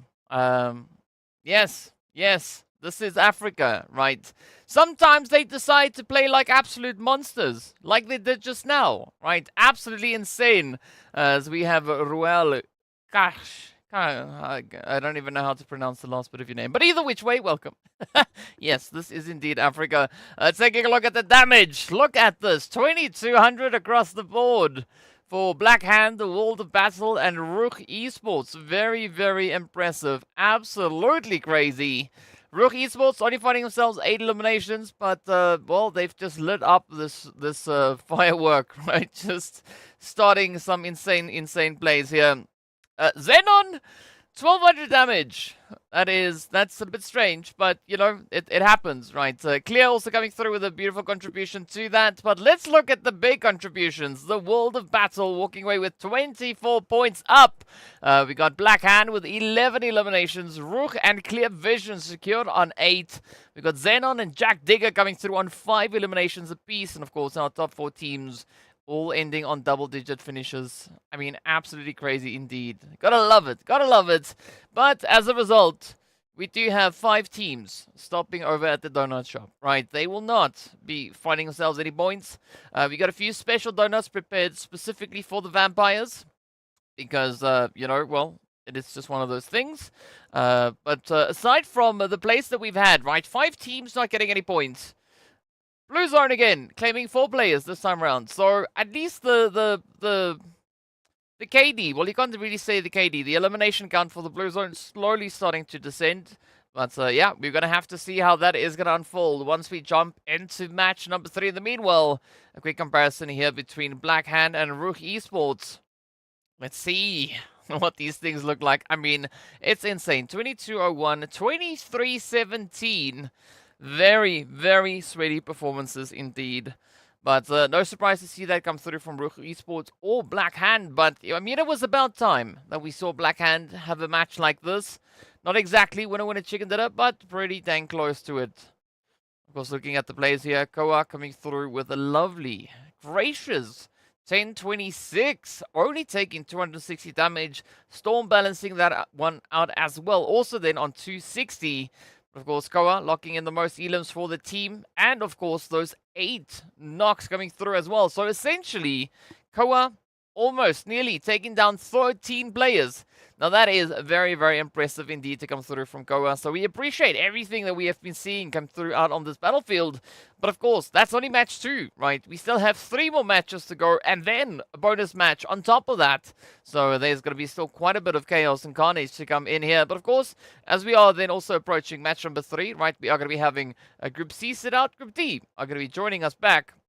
And, well, the players here from RUKH Esports, they're, of course, in Group B, so they are going to be missing out on match number 4. But in the meanwhile, they are going to be looking to make up for that. As you can see, Default locking in 919 damage. And again, taking a very low count, only 169. Rami, though, going to be carrying the team with regards to those eliminations coming through on a very gracious 4. But Default definitely has been the player here for the team, at least in this match, to really soften up a lot of those opposing players, right? Find the angles, do the work, and then have the rest of the team come through, play the angles as well. So, yeah, we've got to give it up to Default. A very, very impressive strat that they've been applying so far. But we need to see how that is all going to translate moving back over into Miramar. Because, well, we are going to be playing our last Miramar for this phase right up next. But in the meanwhile, of course, we need to take a look at a few more stats as well. Before we even get to that, right, we are going to be taking a look at, hopefully, those points as well. We want to see what the situation is. In the meanwhile, Muhammad coming through here for the World of Battle. Also just locking in a very, very strong finish. I mean, sure, they were able to secure themselves 14 eliminations. Pretty insane. But what a play, though. Hazem finding that one Elam. Muhammad coming through with 800 plus. And, of course, our top players here. Looking at Koa, 1,000 damage. So I think it is safe to say that Koa is, in fact, our MVP. Just based on the amount of eliminations, or amount of damage, rather, that they've been able to secure so far. Chrono doing a really good job. Trying to bring in quite a bit of a contribution. But, you know, Koa's just on something else. Also, Koa trying to play a little bit of chicken out in the grass. Not quite sure what the plan of that was, but they did find Hazem, and then they got found as well. So, yeah, very, very interesting strategies that these teams are trying to play out. But as we know, at the end of the day, it is what it is. The World of Battle now going to be sitting on 25 eliminations. 15 eliminations, 25 total points for the day so far. Wave sitting on 19, Clear Vision also then on 19. We've got Virtual Gaming Squad in 4th place on 16 points, and Black Hand coming through on 15. So essentially, all the points for the day that Black Hand have, well, they got in this last match because that was their first match of the day. So yeah, it's going to only go up from here. So we are going to be hopping right back into the desert. So if you've got any thoughts, any predictions, be sure to share them in the chat, of course. Well, it is going to be Group C sitting it out. So that is Clear Vision, Jack Digger, +18, and XENON.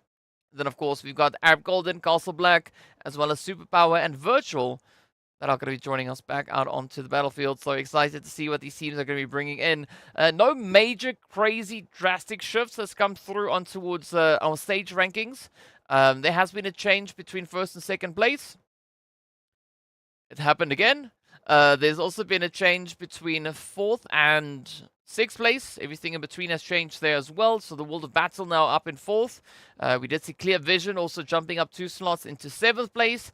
Black Hand, they've jumped up into 10th place. They don't have a crazy lead, but they've jumped up a position indeed. Jack Digger now also climbing up 2 positions up into 15th. So there's still quite a bit of contention coming through with regards to the top 12. I mean, Superpower, they are going to be the defenders, the gatekeepers, but they are tied with Smash Team on exactly the same amount of points. So there's a bit of a tie now held for 12th and 13th position. So there's still a bit of an opportunity for anywhere from 13th down to potentially 17th to make a run for it. They have enough matches to try and lock in enough points to get a bit of an upset to come through into the top 12. But of course, speaking about upsets, speaking about opportunities, and a potential prediction coming through for Falcons winner chicken dinner. We are going to be hopping right in to our last Miramar right here for phase number 2. As we are going to be starting instead towards that southeastern side. You can see the lovely Puerto Pareso down below. But it seems like we are going to be heading up north, stopping right alongside Oasis. Still, well, I'm going to say what I said in match number 1. I want to see an Oasis zone.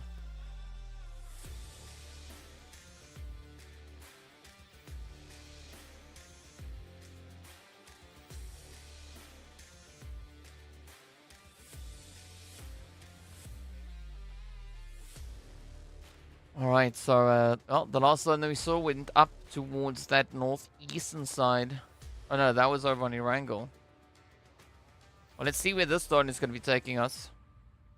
Is it going to hold a bit of a surprise? Is it going to throw a few things all over the place? Who knows? We are going to be finding out exactly what that zone will intend for our participating teams here.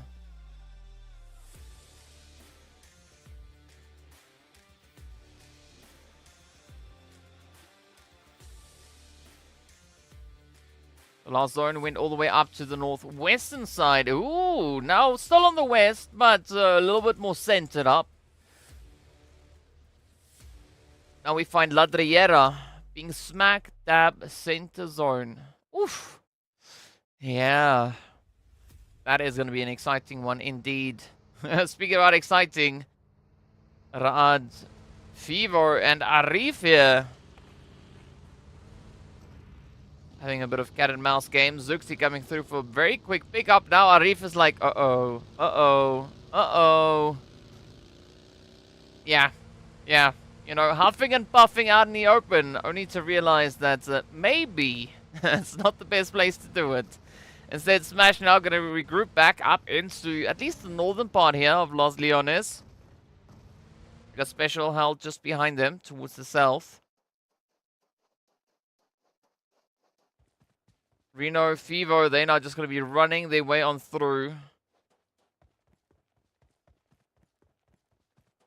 Oh no, it's only Reno. Yeah, just Reno. Reno going to be running it. That is a direct translation of what Reno means, right? Reno is running. So Reno is a runner. You're welcome. I know that's not exactly what it's supposed to be, but for now, that's what it means. Mo Esports in the meanwhile, they're going to be rotating up into La Cobreria. Hey, hey, hey.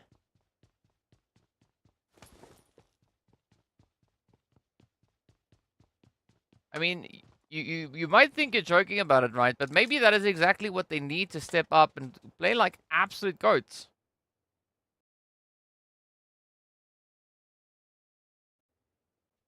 I'm gonna laugh. I am going to laugh profusely if it goes in slightly the opposite direction to what you were intending to have happen here. But of course, well, let's see. Right, let's see how it goes. I'm not going to say anything about anything just yet. We'll wait to take a look at our teams here. So Falcons, they're going to be making their play, heading towards their usual spot, over in towards Valle del Mar. Raad are going to be dipping into Monte Nuevo.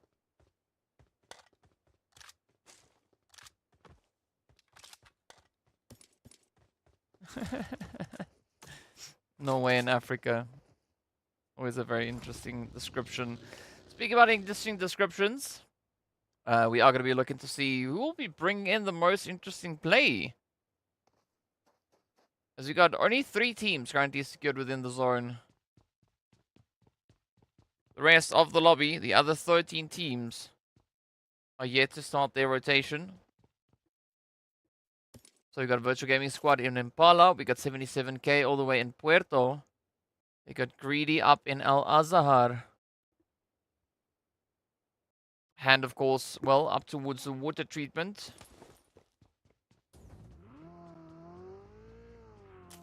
Let's see if we'll have any crazy plays coming through anytime soon.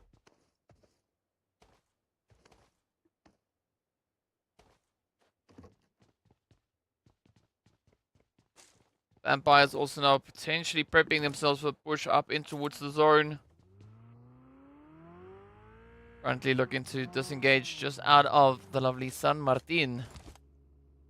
Ooh, yeah, it looks like that is going to be the play though. 77k.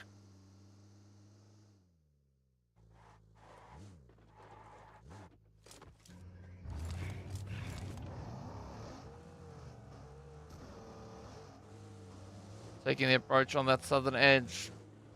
Curious to see where they're going to be looking to rotate into. Could it be maybe Minas del Valles? Maybe all the way up into Chumacera? Who knows? In the meanwhile, we'll have a look here at Mo Esports.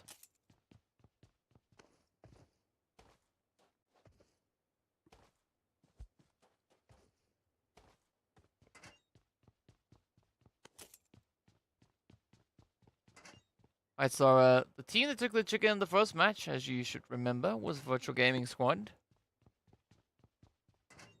We have them in this lobby yet again. So curious to see whether or not they are going to be looking to double down. Maybe gobble down another chicken. Right, they are statistically our highest performing team when it comes to this map.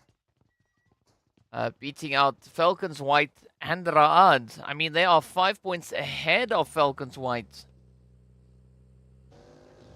on the map of Miramar.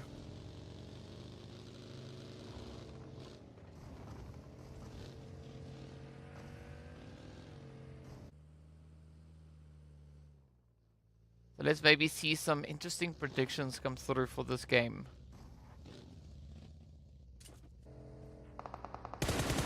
Ooh, ooh, there we go. There we go. Super power. They are yet to find themselves a bit of a chicken here.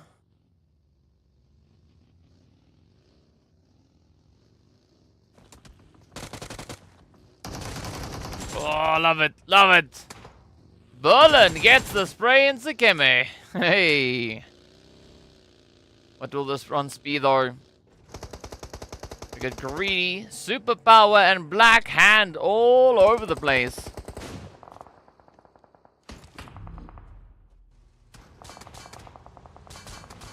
So we are finding trades in several directions. The Blues aren't adding to the difficulty here as the teams now start to disengage. Well, at least from the initial point, right? Black Hand, they're not disengaging. They're looking to get engaged as they move on forward. Koa finds the spray up onto Delhop. Yes, sir. There we go. Right now, Greedy. They're down to Toxin and I think it's Storm. Is the other player left?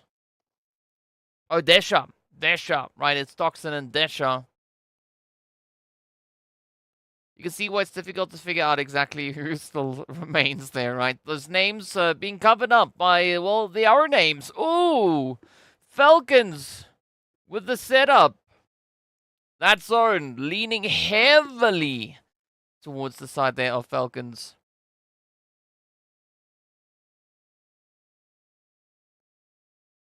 But now it's going to be a tough rotation to come through here. Well, it is a very, very contentious board. I mean, for the phase, there's definitely not a lot of points separating these teams. I mean, there's a lot of single-digit gaps. Even looking onto the overall standings, it does change up a little bit there. But still, I mean, any of the positions that we see can easily change in one single match. So yes, that is a very, very accurate statement. Meanwhile, it is going to be RUKH and Hand. Will the one hand watch the other instead? No. It is going to be Rami locking in the spray, reducing Hand down to 1. And Storm now finding themselves in a bit of an unfortunate play here.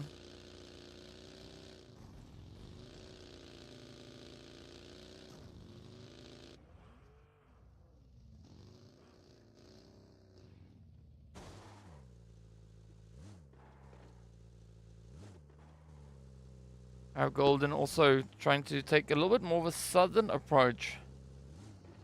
I mean, it is a slightly congested position that they are going to be looking to rotate in towards. Let's see, maybe they can find a way through. They do have 77k and the side of Smash Team hot on their heels. Meanwhile, Raad and the Vampires.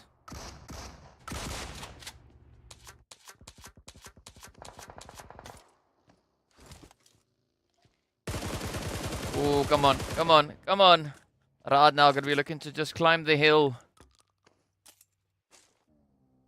Alright, so it does seem like Raad, they've been able to instead alter their initial push. Looking to get themselves situated into another position, another angle.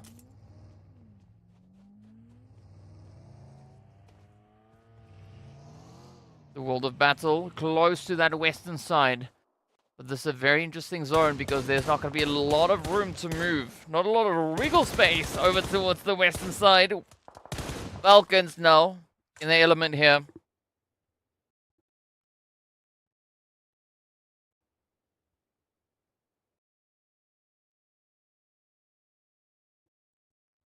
The Blues going to be closing in. Falcons holding on to the spread. The rest of the team's now going to be looking to cram on through. Smash. Arab Again, a heavy southern attempt. But that zone, yep, that zone sticks to the west.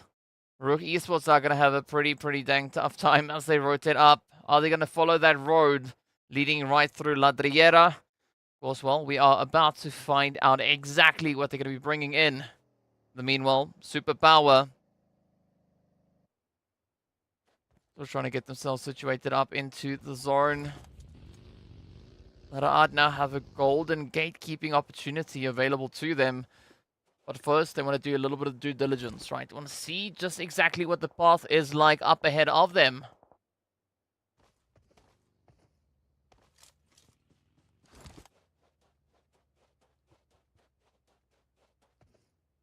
Mo Esports. Man, oh man. As I've said before, they are really good at finding the Falcons. And, well, there we go. Pedro getting found now. Down they go. Eliseo out in the open. Run, Eliseo, run!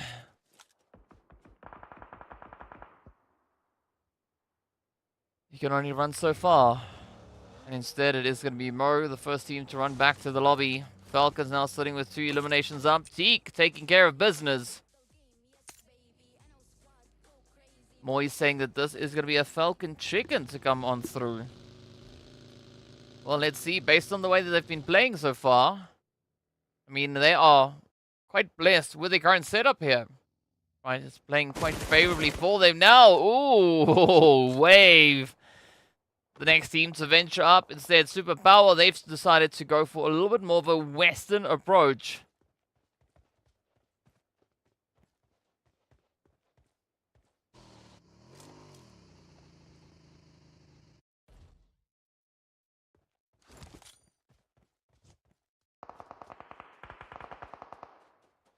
Yeah, you might not be able to run from the Falcons, but Mo are really good at running at the Falcons. Right, I think the next time they do that, they should just do it with a nade in hand and then just go give them a hug. Right, then it's an easy 2 for 2. In the meanwhile, it's going to be Superpower. Oh, trying to reach into RUKH, and they do find at least the first. As Pusher gets found and taken down. Alpha Logi going through with a helping hand there.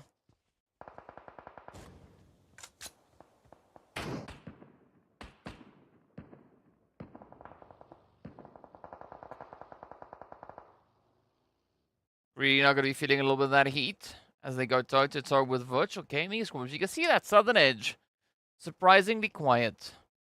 Right. Ab Golden, 77k, smash and hand. Still going to be holding there.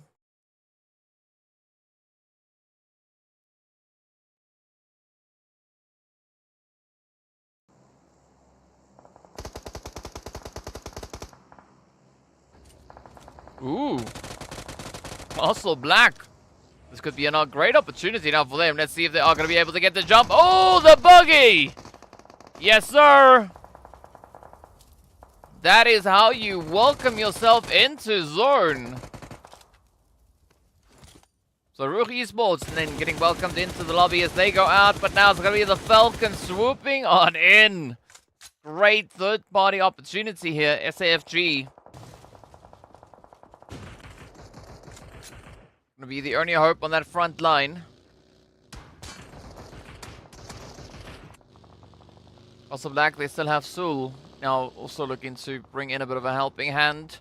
But you gotta watch out. Very, very exposed position.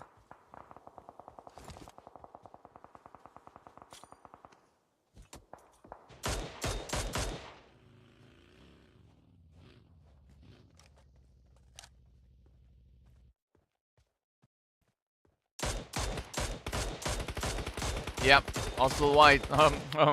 Castle White. Falcons White and Castle Black. There we go. Getting right into the aggression. Superpower now coming for the upset. Oh, it's in. Hey, SAFG managing to heal up. But now they're going to run straight into that Mark 14. Oh, there we go. Berlin is going to be closing that one off. And Castle Black gonna have to settle for 14th place. Now the zone taking a slight little bit of a scoot down towards that southern side is going to make it quite difficult, especially for the teams up towards the northern edge, right? These outlying regions.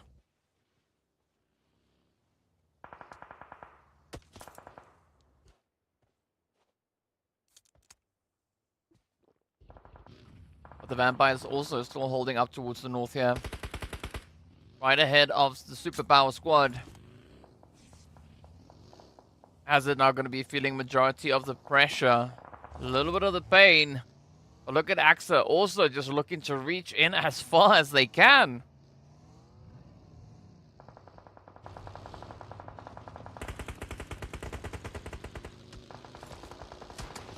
Oh, this could be Superpower delivering himself on a bit of a platter. Looking to move in. Right, so we got Psych up ahead. Zeke down below.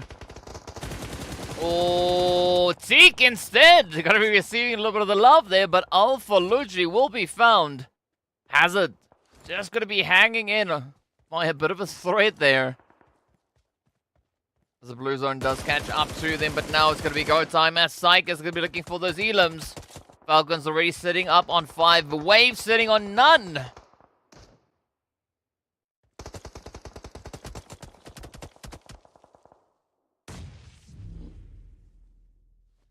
But the Vampires with really good awareness. They are focusing in onto the Falcons here. And Superpower. Yep, there we go. Malik secures the spray on Psych. The zone moving a little bit to the eastern side this time around. Oh, yeah. But Berlin is not going to be making out of that one. Instead, it is going to be Superpower out with 5 eliminations. Vampires yet to get themselves secured in zone. Meanwhile, it's going to be Raad and the World of Battle. Kicking up a bit of a storm. Down goes Raad. The World of Battle onto something yet again.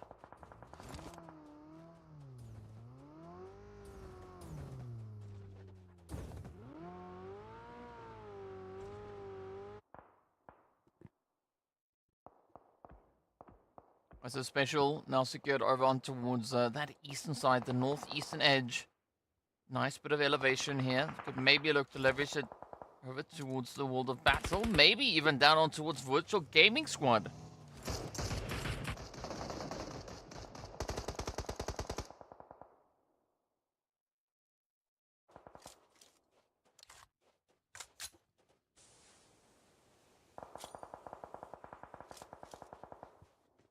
Again, our Vampires in a very difficult spot. Very exposed, out in the open, out in the sunlight. Sai and Kalua trying to make a bit of a play. Malik now going to be looking for some shade. Ooh, but instead they do find damage. The Falcons coming through with a reach. Storm now playing a little bit of upset. As they do find the angle onto the Arab Golden squad. But Arab Golden now looking to condense that position. Hazem is down.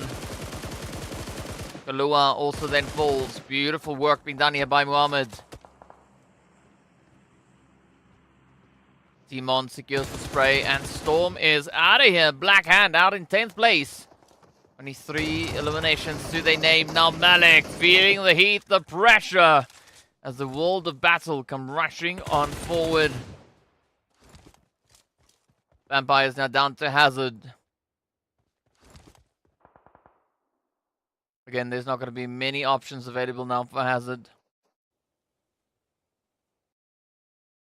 Fortunately, terrain is working out, at least with regards to the World of Battle. So Hazard managing to just slide their way on through.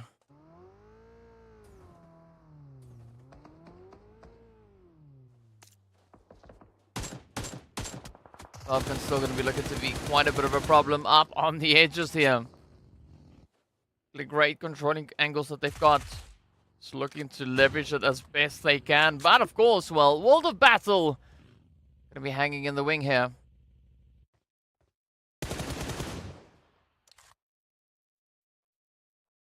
Nice little bit of a range play coming through here between the Falcons and the World of Battle. Of course, our top 2 contenders. Top 2 performing teams on this map. Now having a bit of a trade-off on either side. Meanwhile, it is going to be the players there from Special to find them a little bit of something extra there. Ooh, the Zoran closing in. Essentially moving up into limbo. So Smash, good setup. Nice bit of hard cover that they've got to utilize. 77k. Still going to be keeping it nice and quiet all the way down to that southern edge. But this is where the teams are not going to be trying to play this as calculated as they can. They are within placement point territory. But do they have sufficient eliminations to back it up? The World of Battle is sitting on 7. Arab Golden here sitting on 1 so far. The only elimination that Timon has found in this match was that one onto Storm. Now it's going to be 77k. Looking to kick themselves into high gear. Looking for a bit of a breach opportunity. Ooh, good strat defending the edge. And there we go. They find the angle, and that is Greedy. Right out of here. 7th place, 3 elims. Down to the final 6 we go. Arab Golden and Falcons are yet to find themselves a bit of a spot moving into the zone, but Falcons have got their eyes set on the exact same position that Smash are currently situated in.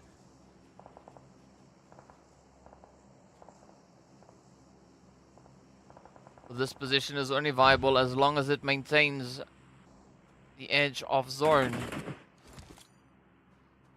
Once that blue closes up, it will show us just what kind of a position this is. Now it's going to be Black Lost feeling a little bit of a sting. A little bit of a tingle. Psych in the meanwhile going to be rotating and wrapping right around them. This could be a big strat about to come through here from Falcons White. Oh, there we go. Psych with the opener. They do find Ilias. 1 down, 3 more to go. Oh, but the reach, the range, the angles coming through here from Smash.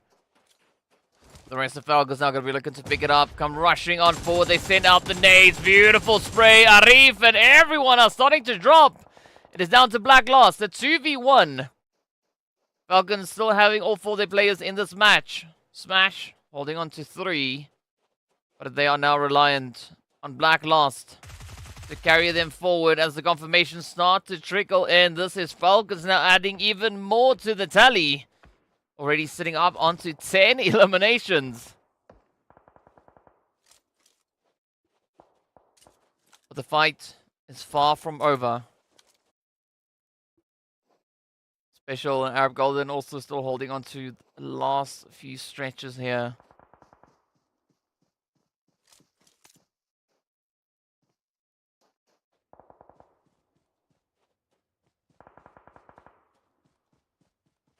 Final Miramar of Phase 2. Looking to be one to remember. Ooh. Very quick reactions there from G-Brood as they pick up 2. Hazem and Mason. Quite effortlessly getting traded on down now. So it's going to be up to Timon. But G-Brood, they could have the angle. Oh, seems like they're focusing. No, instead. Oh, a little bit of an overcooked nade. G-Brood trying to find the exact position to send that nade up. It comes. Oh, so close. One more nade.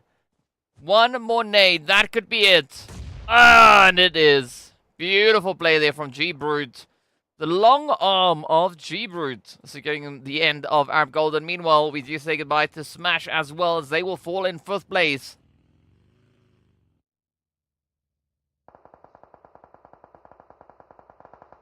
Survival crouch, yes. Now it's going to be the World of Battle and Special.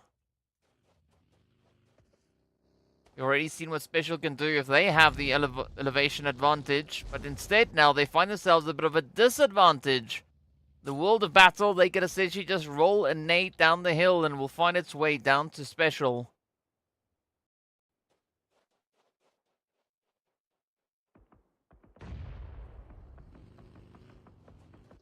So give your prediction. Who do you think, out of these 4 teams, who do you think is the team to take the chicken? Is it going to be Falcons, the World of Battle, Special Esports, or 77k?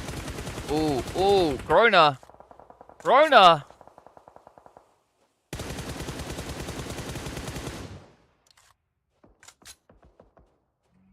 The World of Battle definitely holding on to a great advantage here. But you gotta be careful. Might cost them quite a bit of ammo, and of course making all that noise is gonna draw the focus and attention coming through here from 77k. As Fahita steps in with a bit of a welcoming spray.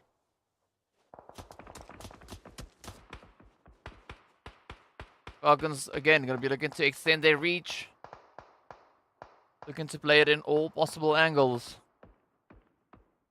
Already sitting with 12 eliminations to their name. Making that 13 now, as they do add yet another one to the tally. Twice now going to be the last hope, and that is the end of Special.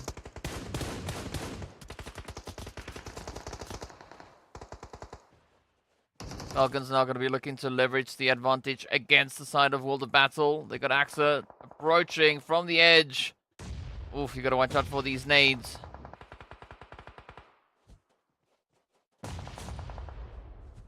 Alright, so we got one prediction for Falcons. We got one prediction for the World of Battle. Deep, accurately predicting that the World of Battle will get the final say onto Special. Meanwhile, it's going to be Morteza looking to get the last word in. They have Teak very isolated. So, the World of Battle could be quite a bit of a problem up on that hillside.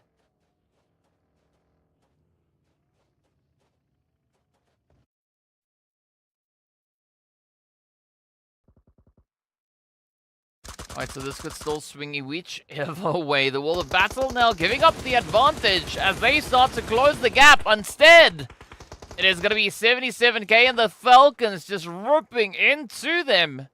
Down they go to Muhammad. Falcons again starting with a bit of expansion here, looking to spread themselves out to cover as many of these angles as they possibly can. But the World of Battle now finding themselves in quite a bit of a problematic spot. Falcons sitting on 14 eliminations. Oh, Teak. You gotta watch out. 77k now set on 5. We got the World of Battle locked in on 9. Just on the edge of hitting double digits.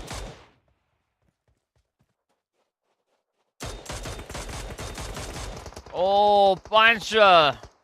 Trying to come in guns blazing with that mini 14, but unfortunately, it's not working out just yet. Falcons still holding on to a 3-piece. The World of Battle, they've now been reduced down to 2. Ooh, almost reduced down to none. As Muhammad takes quite a bit of a beating. Falcons down to 6. Oh, psych. 77k looking to build up quite a bit of momentum here. Been quiet for quite some time in this match. Now they look to get that ball rolling.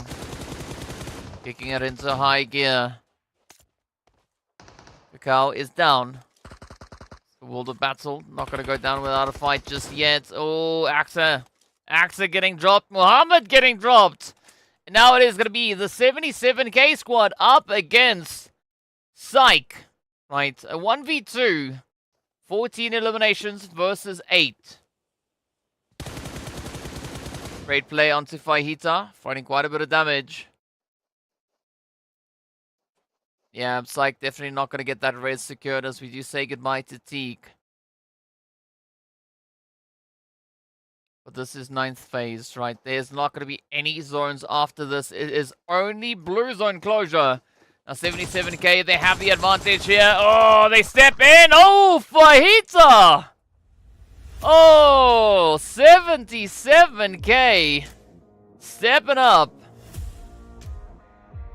Beautiful performance. Claiming their second winner chicken dinner right here in phase number 2. And of course, in doing that, claiming their second chicken on Miramar as well. Doing so with 10 eliminations and 20-45. What a play. 77k. They've just been lurking on the edges. Choosing the opportune moment to strike. Stepping in exactly when they needed to. How they needed to.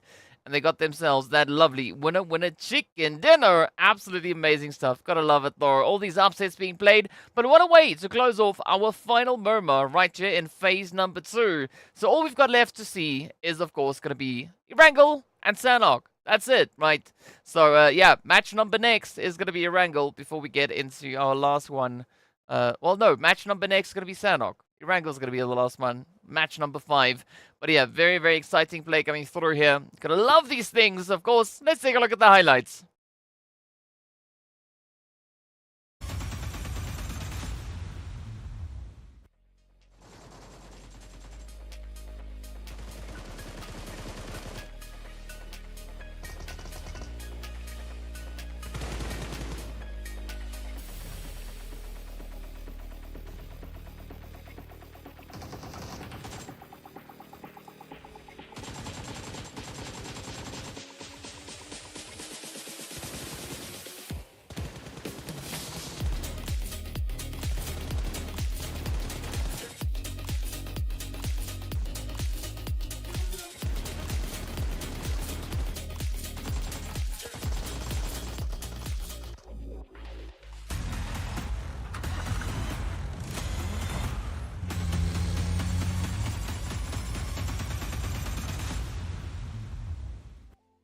I mean, very, very exciting highlights to look at.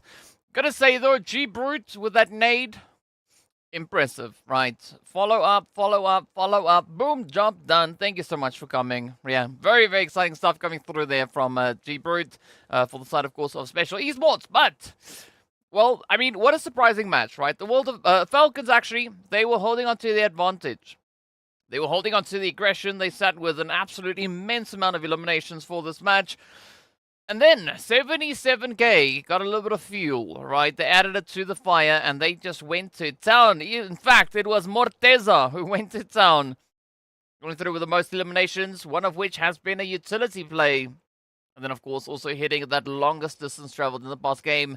Cheek, though, coming through with a very gracious amount of damage there. 1406. I mean, that is a solo. So you can just imagine. Falcons, I think they are pretty close to hitting a 3k.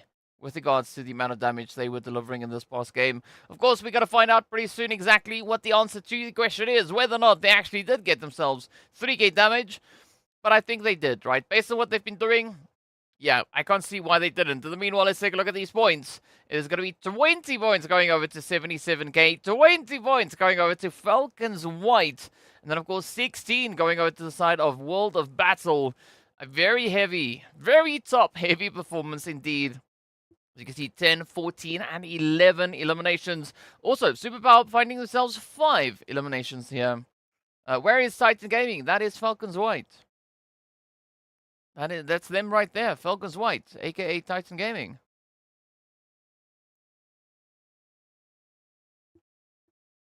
But here we go, though. Gotta love it. Gotta love it. 3 teams. Gonna be warming up our donut shop. It's gonna be Virtual Gaming Squad, Wave, and Mo Esports. Yep. There we have it. So those are our teams. That is where they placed. But now we got to see how they did with regards to the overall standings. I'm curious to see whether or not it is going to be revealed on screen. But of course, we are going to be taking a look at a bit of a stat breakdown as well, as we still have a bit of time to go before we are going to be hopping into our next match. So next up is going to be the lovely Sanhok to come on through. Let's take a look at these breakdowns between the World of Battle and Falcons White.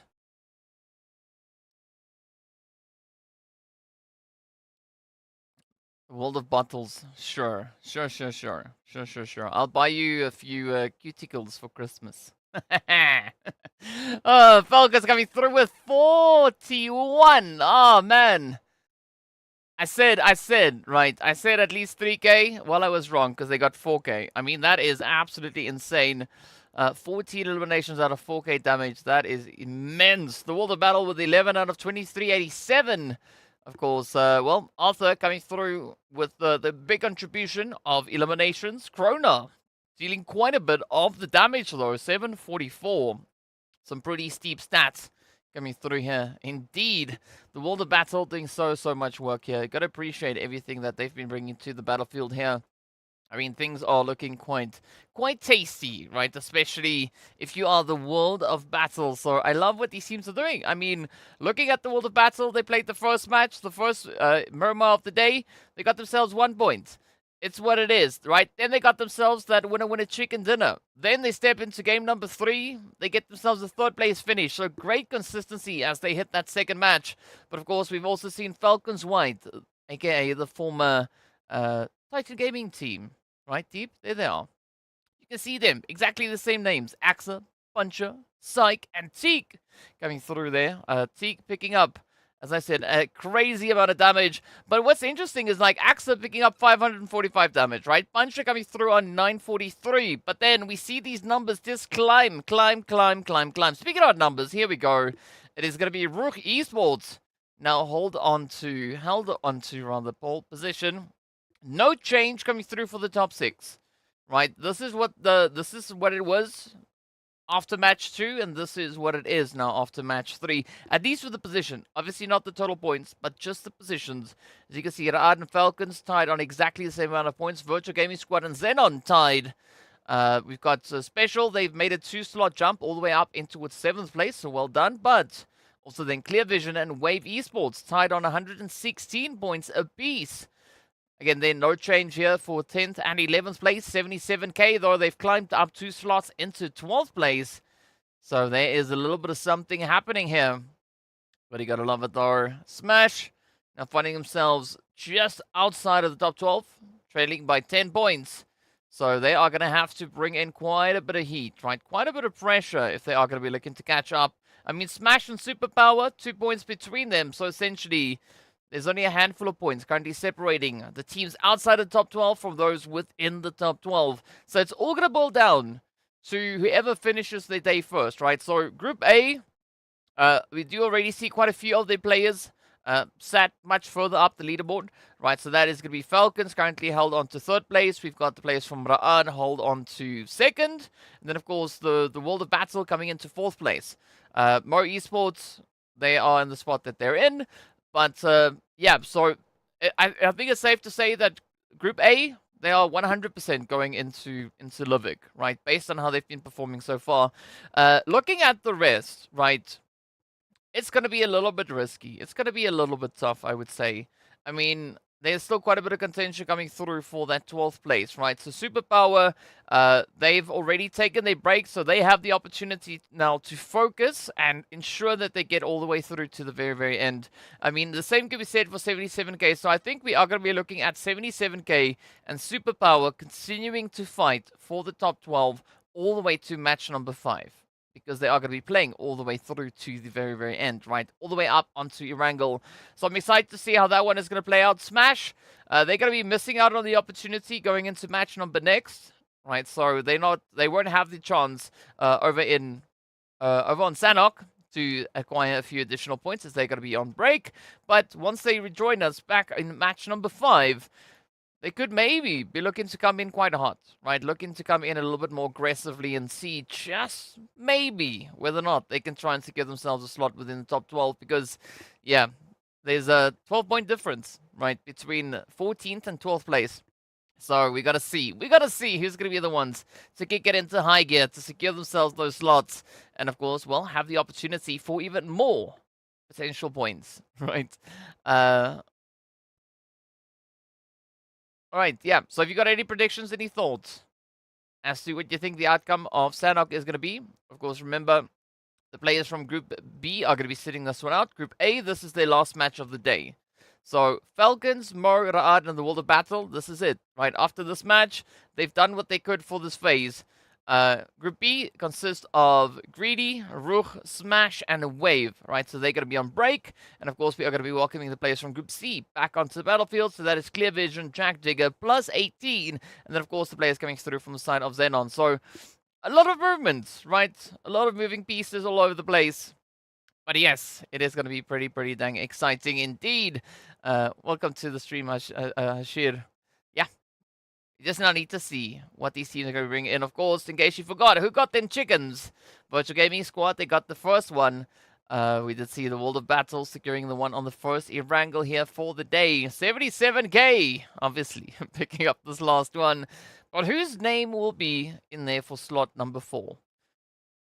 Darkness Spread says that this is going to be Black Hand stepping it up. Well, based on the performances that we've had from Black Hand so far for the day, they've been able to secure themselves 18 points.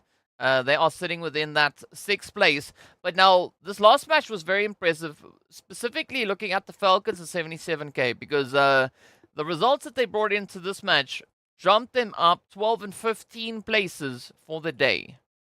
Right, 12 and 15 places for the day. So, Falcons jumped up 12 slots up into 2nd place, sitting on 24 total points. 77k, they jumped up 15, right? Before match 3, they were set all the way down in 18th. Now they're up in 3rd place for the day. So, pretty insane plays coming through here from them. And of course, well, here are our groups if you like to see pictures. So, Smash and Co, right? The teams being covered up there, the ones in grey. Those are the teams that are not going to be playing this game. So they are going to be missing out on Sanhok, but they'll be stepping back on Erangel to show us exactly what they're going to be bringing through. So we start on the right and then we work our way to the left as the teams take their breaks throughout these matches. So if you've got any predictions, any thoughts, we've already seen one come through. Then from Darkness saying potentially maybe Hand. Yes, this is the last day. This is day number 5 for phase number 2, right? So after today, phase 2 is done. Then we need to see what phase 3 is going to be bringing in. So yeah, after today, also remember, for those of you who don't know, after today, we are going to be taking a week break, right? So we're not going to be back on Tuesday. We're going to be back on the next Tuesday. So yeah, you're going to have to wait a little while. You're going to have to wait 8 days until you see this face again, and until you see these lovely teams doing what they're doing out on the battlefield. It does also seem, as per usual, with regards to Sanhok, that there's been a rehost. So hence the delay, hence why we are not exactly jumping straight into the action just yet. So we are trying to wrangle all the snakes, make sure that everything is exactly where it's supposed to be, to ensure that everyone is doing exactly what they're supposed to be doing. You know, looking to check that all the seat belts are properly loosened. Me and the brakes. Yeah, it's not me, Ellen. I have no control over this. I'm just, you know, I'm just here doing what I'm doing. But yeah, so hopefully we should be getting right back to business very, very soon. Let me just double check and see where we are with everything round about now-ish.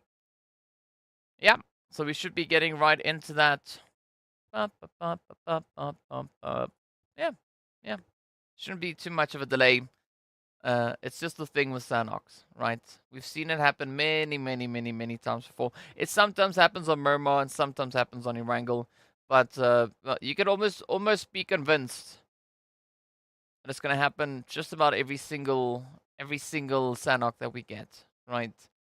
Sometimes it behaves, but most of the time, I mean, it is Sanhok after all, right? It kind of just does what it does. Speaking about Sanhok, though, right? The teams that we are going to be seeing step into this, we have our 2 top performers prepping up for a little bit of that Sanhok action, right? Falcons and Vampires, our 2 strongest contenders.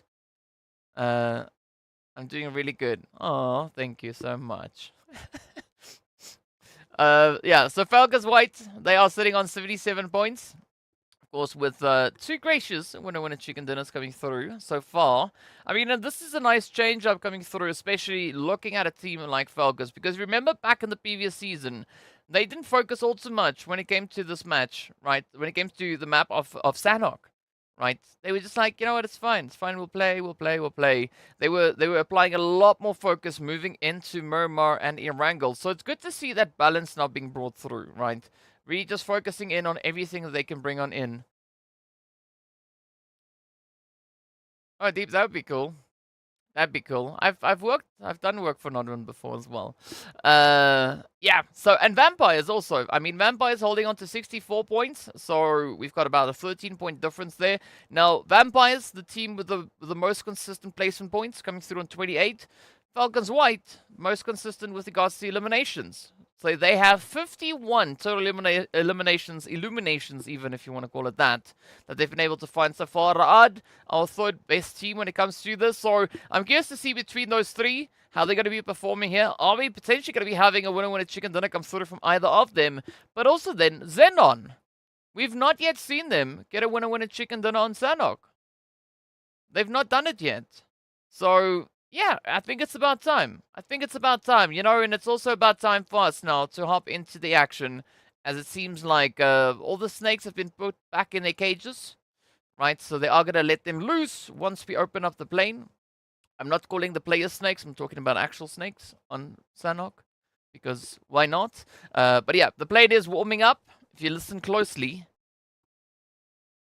you can actually hear the engines making their noise, right? So yeah, the next match is going to be appearing on the screen very, very soon.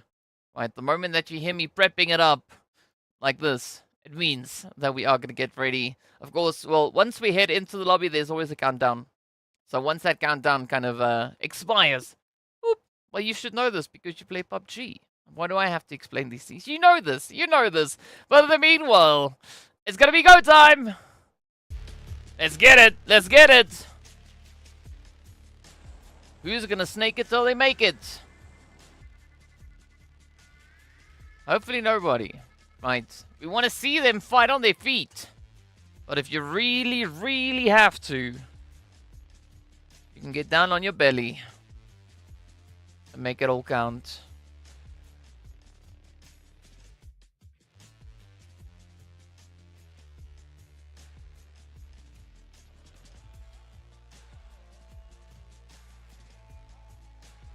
Right, so good distribution coming through here, as we know. Moving into Sanhok, flight path doesn't matter all too much, right? We need to see where that zone is going to go. Is it going to go northwest? Is it going to go east? Is it going to go southwest? Maybe center? Maybe north? Well, while we wait to get that figured out, we are going to be looking at Jack Digger and Mo. Getting into a little bit of a thing up into W2D5.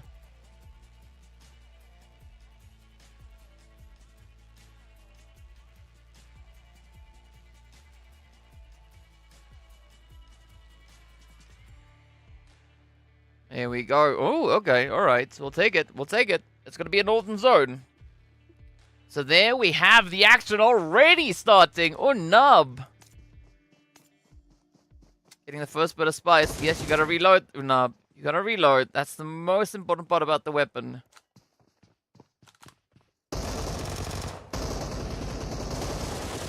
Get it. Watch out. Ooh, come on. Unab, you can get this one. It's XENON with a QBU versus a Vector.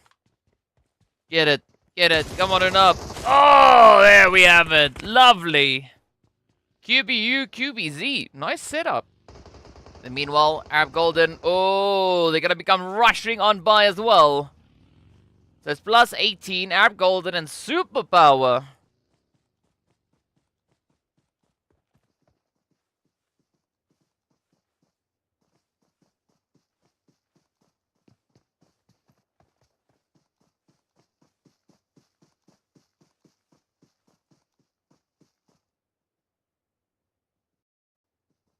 Let's see who's going to get the jump here. Will Hazem.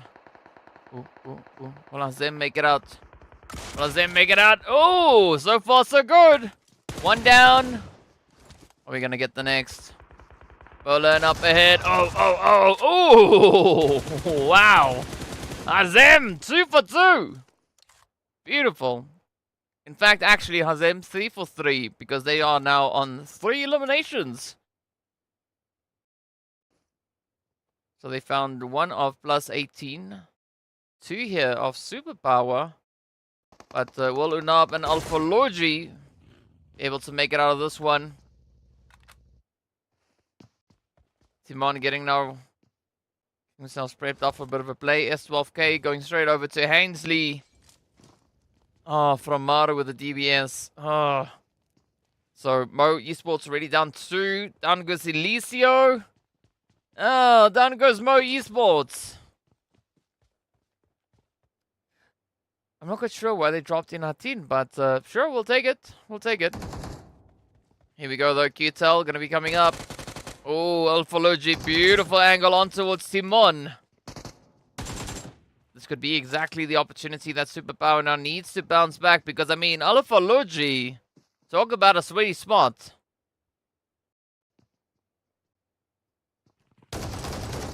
Oh, yeah, Alphology tried, but unfortunately, QTEL had that special kind of ammo, right?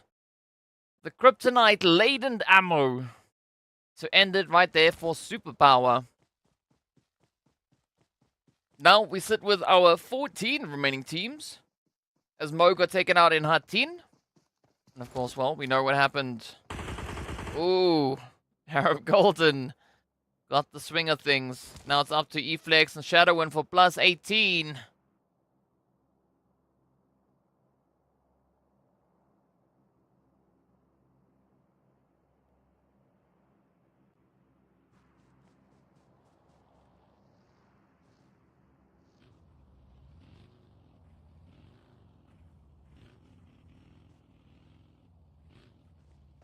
Standoff holding steady.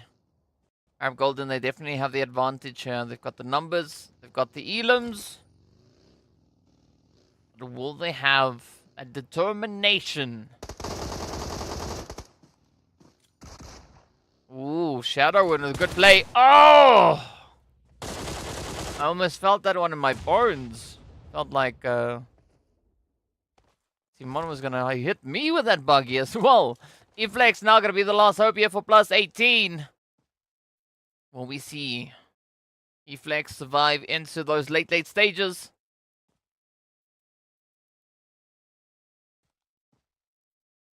Well, we'll find out pretty soon. In the meanwhile, the Blue Zone is gonna start to do its thing.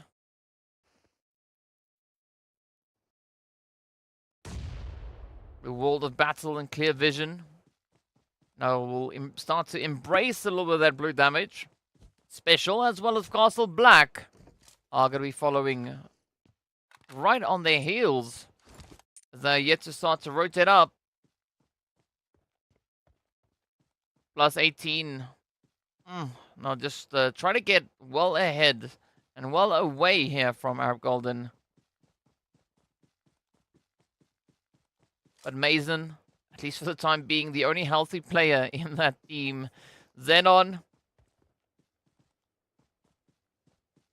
keeping their eyes over on towards that lumberyard. Again, looking to see if someone is going to dare venture across. Meanwhile, Jack Digger, they've started to rotate up from the western side. Looking to trickle over from Hatin. At least that's what Framar has done. So Framar now looking for a little bit more of a center zone setup. Meanwhile, we do have Ra'ad just big chillin' over here in Paradise with the vampires a little bit further down towards the southern side. So you can see, still several teams yet to rotate up. Falcons, they've been able to make their way into zone. Special, Castle Black, clear, as well as the World of Battle. They still have a way to go.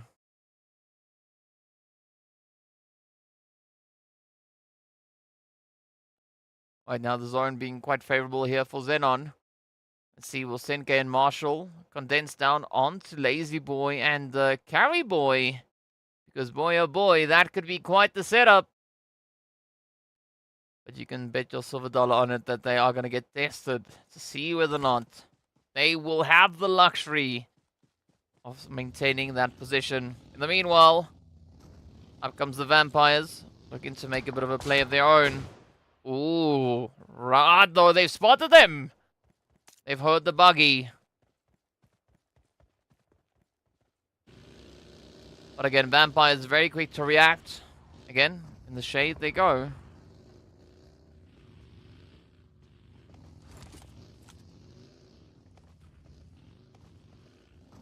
Kalua knows it gets a little bit more treacherous out in the open. Gotta put that SPF 80 on. Put a triple dose of it on.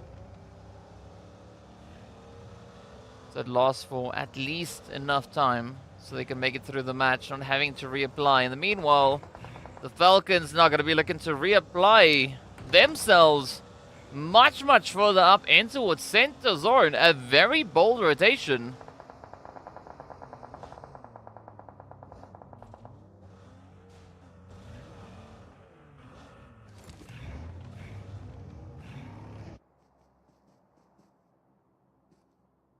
Special just about to make the entry up into zone. You can see the care package way off in the distance. The lovely loot crate coming on down. But that is exactly where Clear Vision... Oh no, that's where XENON is. Clear Vision already having access to the first one.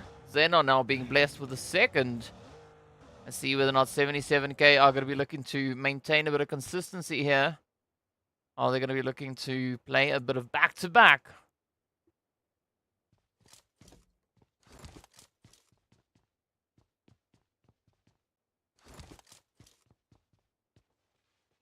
Yeah, that was a very, very aggressive rotation coming through from Falcons. I mean, they were not wasting any time. They're like, you know what?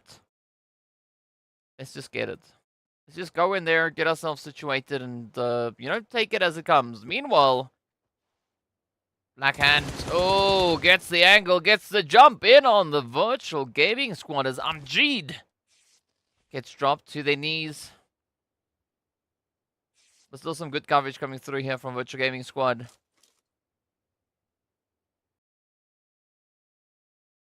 I mean, Virtual, even though they're quite a bit of a dominating force when it comes to the map of Miramar, with regards to Sanhok, I mean, they are aggressive. That's for sure. They've not necessarily been able to secure the highest amount of placement points, but, you know, it is what it is.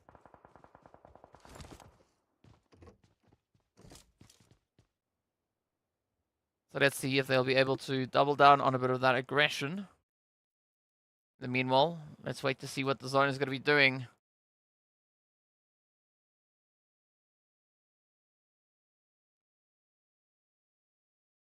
A nice, slow, steady shift coming through. Is it going to be a potential upset? Ooh, no, not really. But Falcons now find themselves smack dab center zone.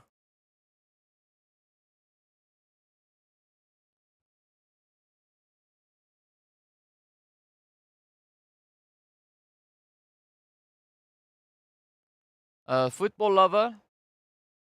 There is sound. Maybe you just got the stream muted. In the meanwhile, let's see what's going to come through as both Virtual Gaming Squad and Black Hand now need to rotate up. But this is a great opportunity now, potentially for Virtual Gaming Squad to leverage that bit of gatekeep down onto the edge. As we know, Black Hand will have to move past them to get themselves situated. In the meanwhile, things over onto the eastern side of Zone is looking pretty sweaty. I mean, the entire southern half of Zone is just jam-packed with players. There's essentially nobody in the north. Everyone is sat on this lower half. We got XENON, Falcons, RUKH, Castle Black, Arab Golden, Special, Vampires, +18, 77k, the World of Battle. All in close proximity to each other.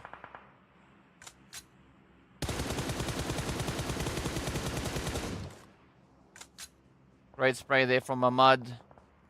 One down, a few more to go. But they're not going to be that easy to find though. XENON or Falcons will win this match. Hey, hey, hey.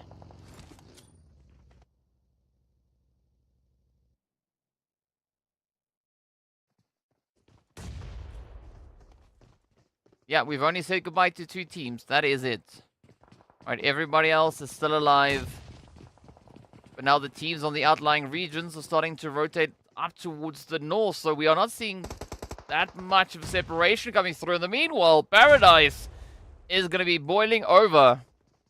We've got Arab Golden, Castle Black, and RUKH getting ready for a bit of a showdown. Oh, maybe even a bit of a throwdown.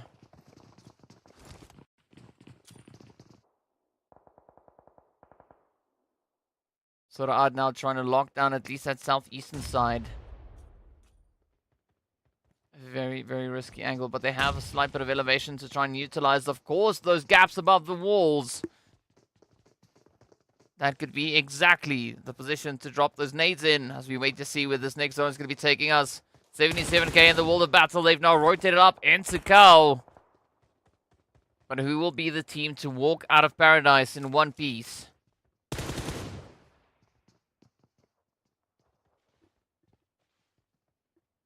Ra'ad with a slight change up in the approach. Going to be looking to flank around that southern edge. But again, they can't flank too far because they are going to be bumping straight into Arab Golden.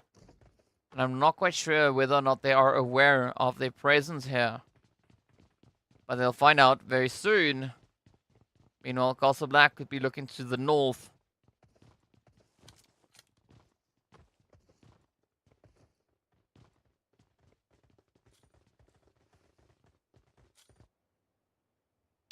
Yeah, Sanhok is a very, very tough map to play because there's so much aggression that can come through on this one. Ooh, come on. Black Hand. Black Hand. They've made it over towards that eastern part of the map. And now they still have to fight their way through Jack Digger. So Jack Digger rotating up alongside them. Keme, you are a little bit too close. Yeah, Camper. Bap, bap, bap, bap, bap. Coming through with the hits, and down they go. Mazzaro taking quite a bit of a beating on that one as well. But Jack Digger could still play quite a bit of an upset now onto Black Hand as the utility is let loose. Ooh! Koa. Super low on health. And of course, then it's going to be 77k just behind them as well. But that is not going to stop Mazzaro from trying, as they still have to find perks. And that is going to be the end of Jack Digger. But first they need to find them. 77k now going to be using this opportunity to get themselves situated further up and towards that zone. Ooh, there we have it. Alright, now perks might be regretting the decision they made to show aggression towards Black Hand. I mean, you can't sit back and do nothing, right? But, I mean, it's going to be one of those situations where you needed to put a much greater distance in between yourself and the team that you were just trying to hit. Meanwhile, jumping back over to Paradise, Castle Black, Arab Golden, and Ra'ad. Still in a very sweaty spot as we do say goodbye to Hazem. And with that, Arab Golden out in 12th place with 7 elims. Ra'ad now going to be looking to find even more of an opportunity here. They've only been able to get 2 elims so far, but Reno gonna ride that blue storm again, gonna get hit. Not quite seeing Reno making out of this one in one piece. Well, I mean, make me swallow my words, why don't you? There we have it though. Castle Black gonna be ending the run. Will Soul get it? No, all they get is lobby. Alright, so with that, we are down to 9. Black Hand. Storm has been knocked on down. 77k. Looking to step it up again.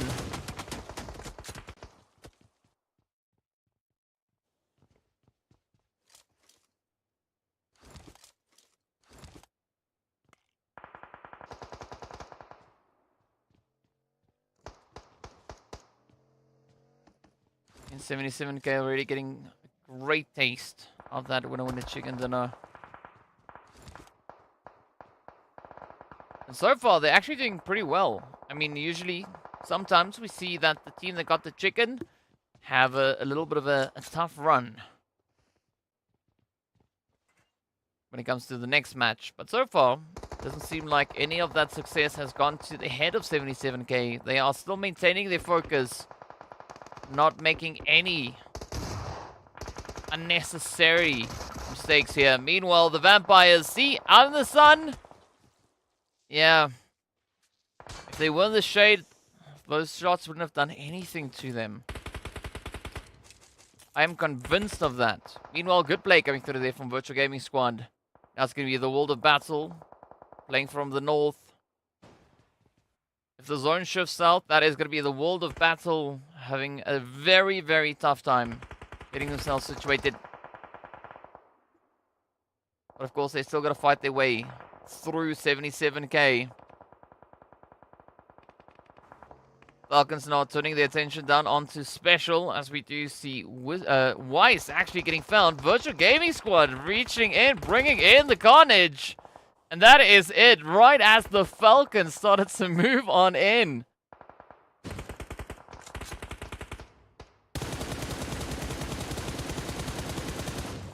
Good spray there from Krona. Definitely making the players from Clear Vision second guess that play. Now the zone. Ooh, looking quite favorable here for the World of Battle in turn.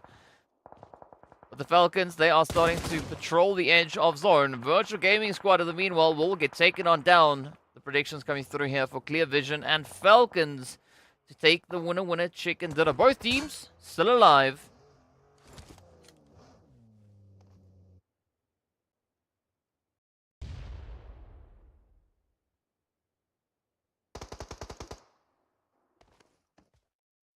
Falcons, they've found their next few potential victims. As we see Syke cooking up the nade, this could be a little bit of trouble now for Clear Vision.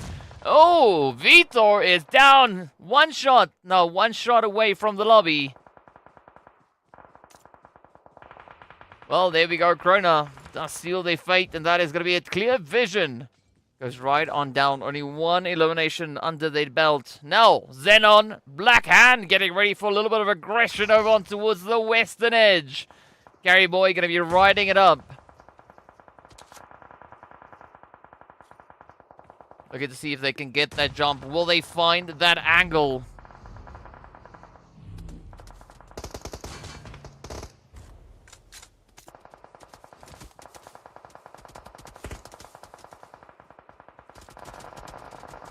Oh, it is absolute carnage.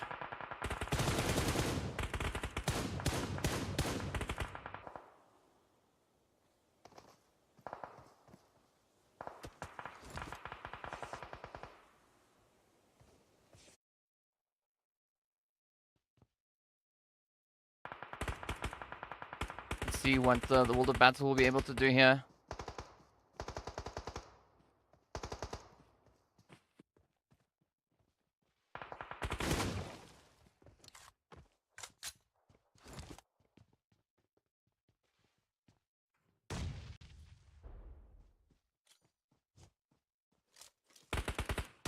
Alright, out comes the nades. Falcons looking to get a bit of a jump here. Oh, nice. Nice.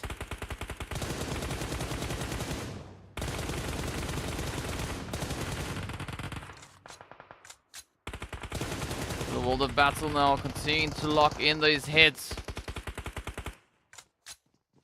77k feeling the pressure now starting to boil. Arthur to be the last hope remaining for the World of Battle, and they too shall fall. Beautiful strats coming in here.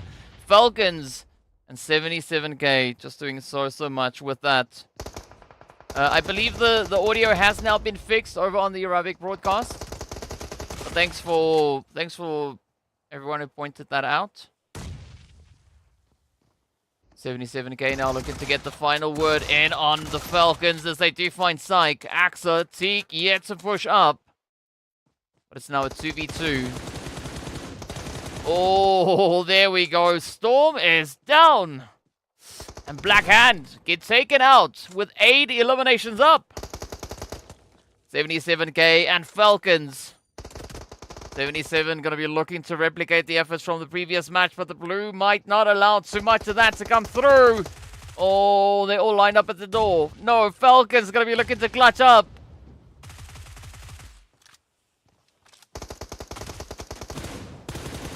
Cal going to try and make it all count, but essentially it is going to be the end of the road. Beautiful play coming through. What a way to close our final Sanhok for this phase. Absolute sweaty bits of action coming through here. 77k. They got so close. So close. But Falcons, they had the advantage. 14 eliminations worth of advantage. 25-15. Very, very exciting indeed. But yeah, so many turnarounds coming through here as the teams, the players continue to bring on all the excitement they can find. And of course the action not stopping just yet because, well, we still have 2 more maps to go. We have the last Erangel for this phase as well as our bonus map that is yet to come through. But of course, it is about that time, right? We're going to have to take a look. Not have to, but we are going to take a look at the highlights from this past one. It's just so amazing. Let's enjoy.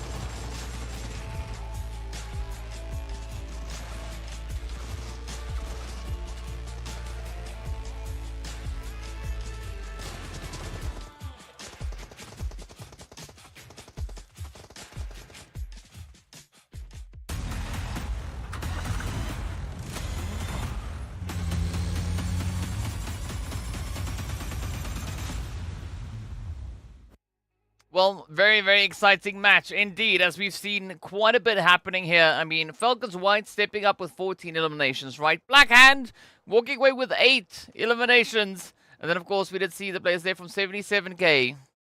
So close to getting yet another winner chicken dinner. But, well, unfortunately, they got pincered in that lovely building. But it was a very, very contentious play to be had there. I mean, we had the World of Battle on the one side, we had the Falcons on the other side, and, of course, 77k caught in the middle. Speaking of exciting, look at this damage. 25-15. Pretty insane. Of course, Black Hand coming through on 1606. Jack Digger, Arab Golden, and the World of Battle all still hitting in excess of 1,000 damage each. But I think the strongest conversion rate is going to go over to the side there of Arab Golden, finding himself 7 eliminations out of only 1177. So, yeah, very, very exciting plays that we've had. Again, these teams on Sanhok, they do what they can, right? It's a map that lends itself to aggression. The team's locking in as much of that as they can, but now we got to see what these teams have learned over the past few matches that they've played, right? To see exactly where this is going to take us, because we've seen 50 matches already, right? 50 matches has been played up to this point. We still need 2 more to go, so we are going to be looking at 52 in total after today. In the meanwhile, let's take a look at these leaderboards. It is going to be Falcons coming through on a lovely, glorious 24 points. Then, of course, Black Hand securing themselves 13. We got 77k walking away on 9. The World of Battle coming through on 8. Castle Black and Arab Golden capitalizing on aggression alone. 7 elims and 6 elims respectively. XENON capitalizing on placement, unfortunately only finding themselves that 1 elimination. But at least they have made it up into 8th place for this match. Taking a look at the rest of the board is going to be the Vampires. Not applying enough sunscreen. Instead, they will have to go sit in the donut shop alongside the players there from PLUSEIGHTEEN and Mo Esports. Superpower coming through with aggression alongside Ra'ad as well. Jack Digger also having a beautiful score there, finding themselves those lovely 4 eliminations as well. So always such excitement coming through from our teams here. And of course, it was Jack Digger to take down Mo Esports. So that is where all their points came from. But either which way, great showing yet again, as we love to see all the sweaty plays coming through. But, well, that is slowly prepping us to see what the final match of today is going to be bring in, right? The final qualifying match before we get over in towards Livik. And while we wait to see exactly what that will hold, let's take a look at these damage graphs. 1606 versus 1177. Right, 7 and 8 eliminations, though. 2 different approaches of arriving at those elimination counters. Of course, Black Hand coming through with the 4 knocks as well, the 4 assists. And then Arab Golden picking up 2. So essentially, Arab Golden doing 9 eliminations worth of work. Black Hand coming through with 12. So there's not too much damage to spare. So again, a very consistent play coming through from both ends. Right, speaking about consistent, Arab Golden, they've also been quite consistent with the damage here, right? Picking up 7 eliminations in total. Timon, Hazem, both bring in an equal share with regards to those points earned. Of course, Mason being the absorber. Well, actually absorbing the least amount of damage on 263. QTEL also then going through on 274. So a very interesting stat coming through with regards to the amount of damage they've received. I mean, so that tells us that they've not been in too much of an engagement. They were instead able to capitalize on quite a few available eliminations out in the field. Again, right, not an immense amount of aggression they've been showing, but a very steady figure with regards to those eliminations. So, yeah, a very strategic approach coming through on their end. But of course, we need to see how far exactly all these strategies are going to be taking us. As we know, the teams are in a race, right? They are in a race for the top 12. Now, one of the teams that don't have to worry about their position is, of course, going to be this team right here. Falcons White, because they've just winged their way back into a very interesting position. I can't say exactly where they are just yet because, well, we'll see in-game. But also, we've not exactly seen that shown on screen just yet. Psych, though, coming through with 11-40. Oh, gotta love a Teak, though. Showing us, giving us a masterclass of how one should avoid damage, taking only 54. So that hasn't even broken their body armor, right? That's quite an impressive play coming through from Teak. So they were just able to evade almost everything that got sent in their direction. So well played. Falcons definitely going to be flexing quite a bit of their capability here, but we need to see what that final flex is going to bring through. Of course, Falcons, RUKH, the World of Battle, and Mo, they're not going to be playing this last match, but, well, Group B, they are going to be joining us out on that battlefield as well. How can you look so fresh and awake? Ellen, I'm used to this. I'm used to this. It's my job. It's called coffee. Coffee and water, very, very good, right? It's a good balance to bring through. But yes, of course, well, we got to see what that last match is going to be holding for us, as it is going to be Erangel time. So Group A, they are done, right? Group B, they're going to be joining us on the battlefield. So Greedy, RUKH, Smash, and Wave, they are going to be looking to go out with a bang because, well, we are not yet secured for the top 12. It is close. It is close. The point difference between 12th and 13th is currently 18 points. Both teams that are going to be trying to contest for that are going to be playing this last match. So it's literally going to come down to the wire, right? Now, I don't know if any of you watched PMPL Arabia, but on the last day of league stage, there was one team that kicked another team out of the top 12. Then they played Livik, and then they kicked that exact same team out of the top 16. So, I wonder if we are going to be having anything similar to that happen here. Right? DK does cycling and drink milkshake. Not exactly any of those two things. Sure, but okay. Speaking of which, though, we are going to be prepping our last match of the day. So if you got any thoughts for the last Erangel right here in Phase 2, the very, very last Erangel, be sure to give me your thoughts in the chat, right? Tell me, who do you think is going to be the team to clutch it out? If you say Falcons, Mo, RUKH, or the World of Battle, that tells me one thing: you're not paying too much attention here today. Any other team would be a good answer. But in the meanwhile, yes, it's going to be go time, right? We are going to be taking a look at that flight path and the zone, as we are going to be starting it up here at Stolber, making our way down south, moving fast. Here we go. Alright, so we are going to be stopping just on the edge of Primorsk.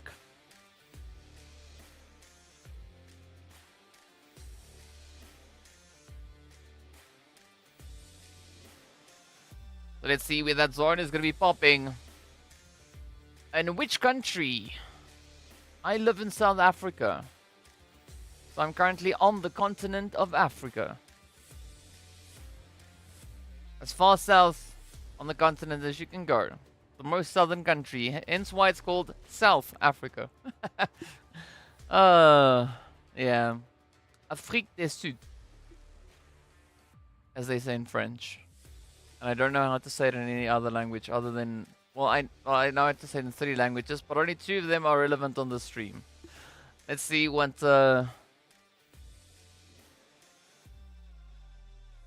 teams are going to be doing with regards to their spreads. Where that zone is going to pop. Where's it going to pop? Yes. Yes, Hashir, it is indeed. And the answer to the pop question is going to be over towards Malta and Shelter. There we have it. Beautiful setup. But how are these teams now going to be looking to rotate through? I am born and raised right here in Afrique du Sud. And of course, all these players that we are seeing out on the battlefield, they are born and raised in PUBG. They took their first breath in Pachinki. Actually, no, they took their first breath at a hospital. It's right there. Over there. Yeah. Not too far away. But speaking of it, of course, there is going to be Castle Black and Vampires. It's about time for clear angle. Well, let's see whether or not they'll have the clear angles and that shot at the winner chicken dinner.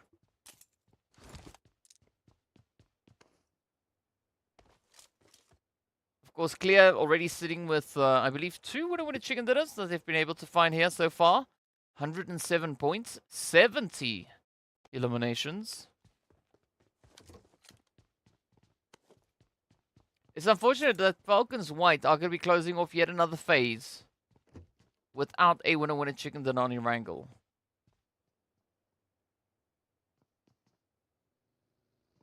Ooh, but this match though, I just realized it. Coming into this match, RUKH Esports, they are 1 point away from hitting 200 points. And of course, Clear Vision. Clearly, they know exactly what they need to do as they very swiftly deal with the threats being posed here by Superpower. So they found the first, now they find the second. G-Brute, I think that is a great player for the side here of Special.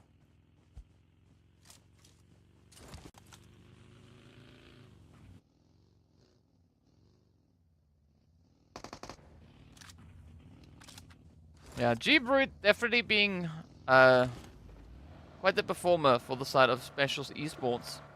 So that could maybe change up the outcome.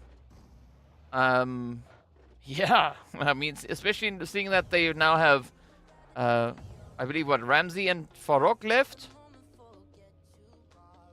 There we go, enjoying some beats, some jams. In the meanwhile, it's going to be RUKH Esports now just jamming their way through Severny. Uncontested, no one to worry about, not a single care in the world, at least not for now. But all they need is 1 point. One point, just 1 point. 1 elimination, and that would be enough. So the bare minimum. And they are going to be sitting on 200 points that they've been able to secure on this map. The first team to hit 200. Ooh. We've got only 5 teams sitting on over 100 points on Erangel. So Greedy sitting on 103, Clear Vision sitting on 107, Falcons on 112, and then the World of Battle on 161. And of course RUKH I've already mentioned, but look at that, FALCONS and Ramsey. Oh! They've been hunted! Yes! Focus! Very upset with that box. Maybe they stubbed their toe or something. I think that's what happened, right? Because I think when Focus jumped out of the vehicle, then there was a box or a rock or something, and then they stubbed their toe, and they're like, ah, my toe! And then that's why we saw what we just saw. Makes perfect sense. I get it. I get it. I mean, I'm the same, right? I don't necessarily have a UMP at hand to do that to a rock or a box, but yeah, I get it. I get it. Well, meanwhile, it's going to be Virtual Gaming Squad now looking to get it up here in Pachinki. I do have a few visitors now. Just lurking a little bit further away, of course, Jack Digger, those visitors, up here in towards RUKH. So there's quite a bit of a gap between these two teams, so we're not necessarily going to be seeing them fight each other just yet. We also just saw the players from XENON rotating right in between those two. Unfortunately, there's quite a bit of range, at least a kilometer.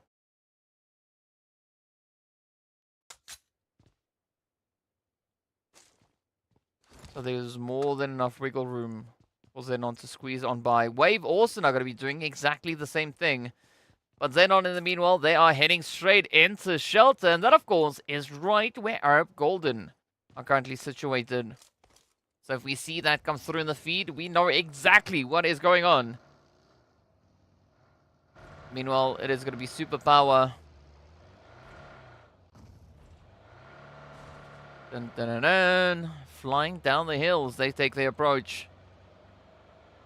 I think they're going to be having a very comfortable rotational path, at least heading to the edge of zone, right? The moment they hit the edge, there could be a few surprises.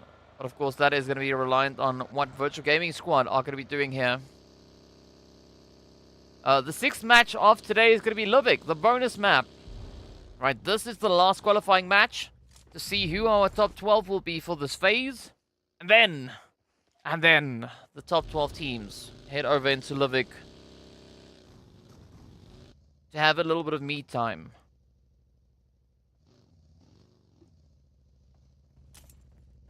+18 are trying to get 3 players crammed into a two-seater. We have seen a little bit of vehicle surfing as well, but not in this PMPL. It did happen over in PMPL Arabia. That was actually quite exciting to watch.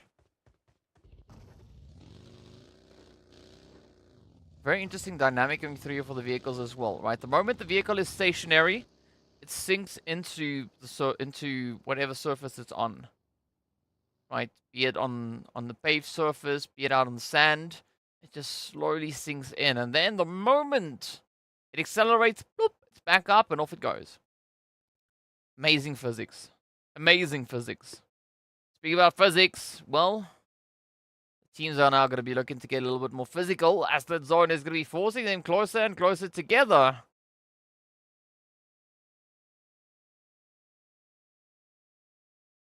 XENON pulls all the way down to in between farm, Malta, shelter. Oh, it's going to be sweaty. XENON already smacked up center zone. I can't see who else is there, because as you can see also, it's pretty tough. I mean, you can spot the colors. Right, so we've got Arab Golden, we got Clear, we got XENON, we got Wave in there, we got Jack Digger, we've got a little bit of Castle Black with the side order of the Vampires, a little bit of RUKH, a little bit of the Black Hand, and then we're yet to see 77k plus 18, the Virtual Gaming Squad, Superpower, and Smash join in that lovely Carnage cocktail that we are going to be cooking up.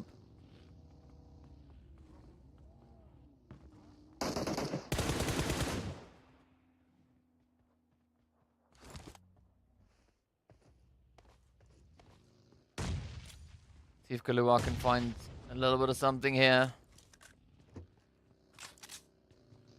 Get a lot of contention coming through, as we have essentially the entire lobby. Everyone that is left, right? 15 teams minus 4. So we've got 11 teams currently crammed into this phase. But luckily, we are still in relative early phases. So it's not necessarily going to be all too crazy just yet. I mean, this is phase 2, so it can only get worse.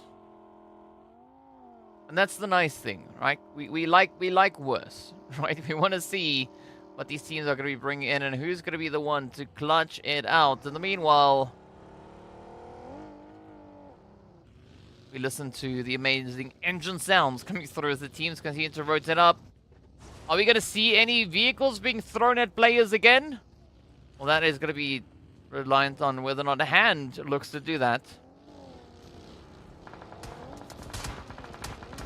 But the Vampires now taking a few shots. The stakes are pretty high. You can see Kalua Malek now having to dip into the Wizard Tower. Sia hitting the rock. Yeah, Sia. Was that Sai? Sai, yes. Sai. Whichever way, the Vampires feeling the heat. And that's what we want to see. The carnage now starting to build. Plus 18, nearly completely secured within the zone. Smash just about to do the same. But of course, we're still just waiting on ban. Clear vision, a nice position over towards that southern edge of Malta. Virtual Gaming Squad, ooh, now going to have to cover a bit more ground as the zone has shifted up north. A great setup coming through, though, for XENON and Black Hand. You can see Black Hand already secured up towards the northern side. We've got a few teams to worry about. I don't think it's going to be of any major concern to them just yet. Instead, they can look to hold on to that bit of a hard cover. Yes, Strange, where have you been? Day 5, match 6, Livik. Welcome to PMPL. It's been the case in PMPL Arabia. It's been the case in PMPL Africa. Yes, sir. Day 5 has a bonus match, which only the top 12 will have access to. And of course, there's another opportunity for an extra share of the prize pool, right? Because we've got a few extra prizes being awarded in that as well. That is the viewer's choice, the Robin Hood, the focus on eliminations, the one-man army, and the look at my style.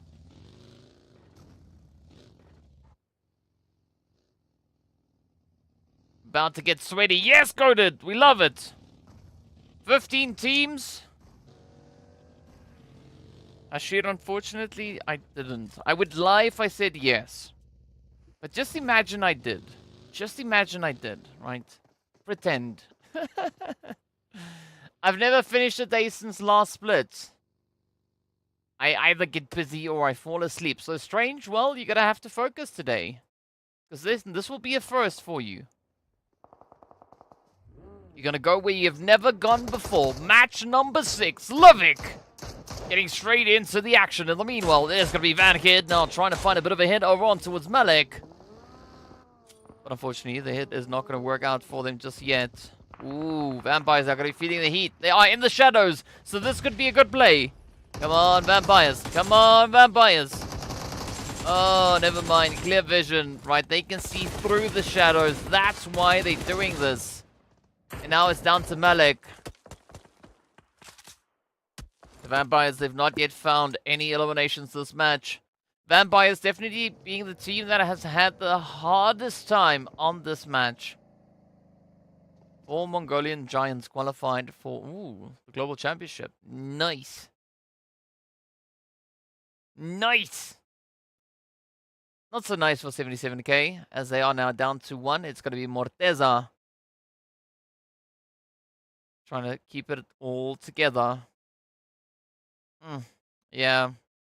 Virtual Gaming Squad. Mosta coming in, causing most of the carnage. A Wave also getting swept under the rug. As Mosta again gets right down to business. Fares has been knocked on down. Unfortunately for the side of Wave. Or rather Virtual Gaming Squad. Fares can still get rezzed up. I'm G taking us on a nice little tour of the staircase. Thank you so much for that one. As we get ready to move the teams all the way up towards the north.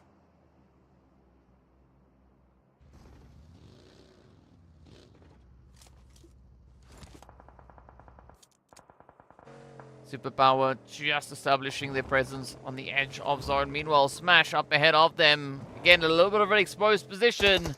You gotta watch out, especially now with Mozaro perched up on the roof. They've got that line of sight all the way till next Tuesday.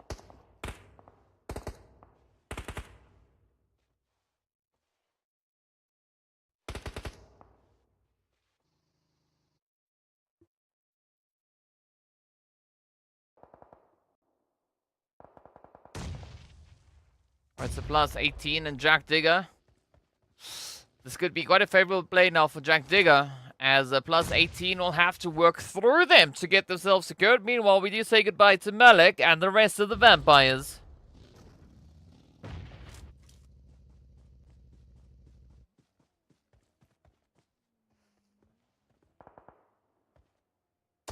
Oh, Shadowin, almost getting that hit up onto Framar.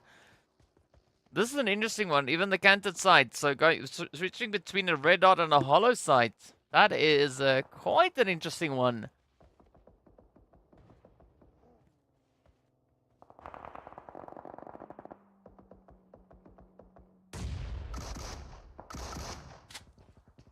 Oh, that's pretty awesome.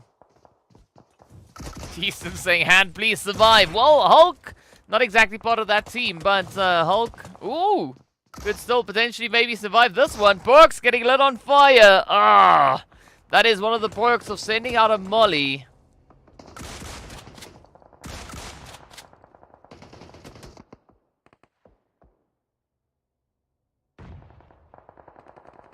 So Virtual Gaming Squad still having quite a bit of an opportunity here. Jack Digger not going to be as blessed. As we see plus 18 now getting ready for a little bit of that hot and sweaty action.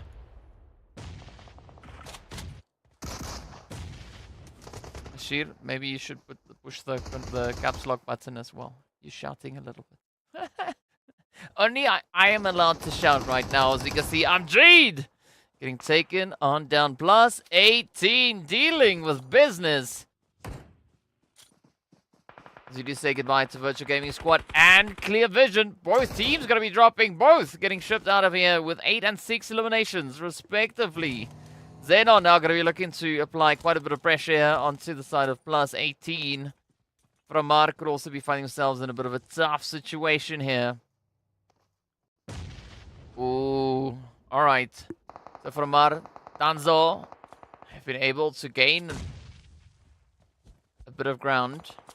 Marshall, oh, just letting it loose. Sandcake coming through with the range hits. Eflex, Shadowin. Are they going to be able to survive the onslaught coming through now from XENON? As we can see, Carry Boy just flying on in. A very emboldened play. But XENON, this is the kind of situation they feel the most comfortable in. We do say goodbye to 77k though. Oh, come on. Come on. We're still in that race for the top 12 though. Right, 77k, they were the gatekeepers. Right, 106 points. Superpower, trailing by a few. About 18 points. But let's see whether or not Superpower can superpower their way into that top 12. I mean, they are sitting with 2 points up, so they need an additional 16. So maybe it's something like a winner-winner chicken dinner and a little bit of something else.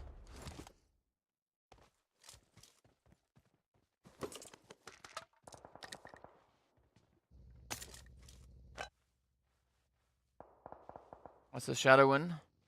Being able to survive at least for the time being. Black Hand now going to start to rotate up. Storm.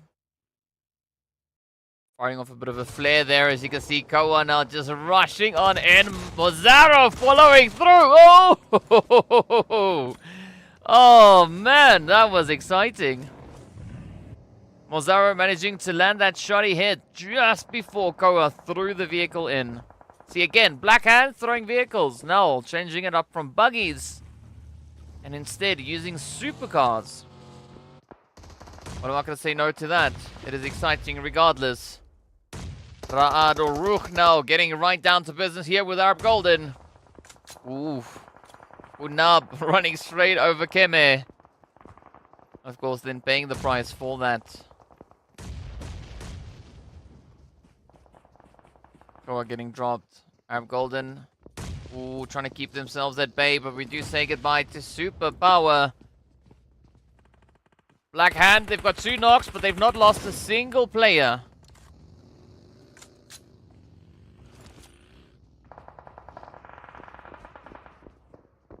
I love the sound of that spray down. Oh, RUKH Esports and XENON. The 2 predicted victors here.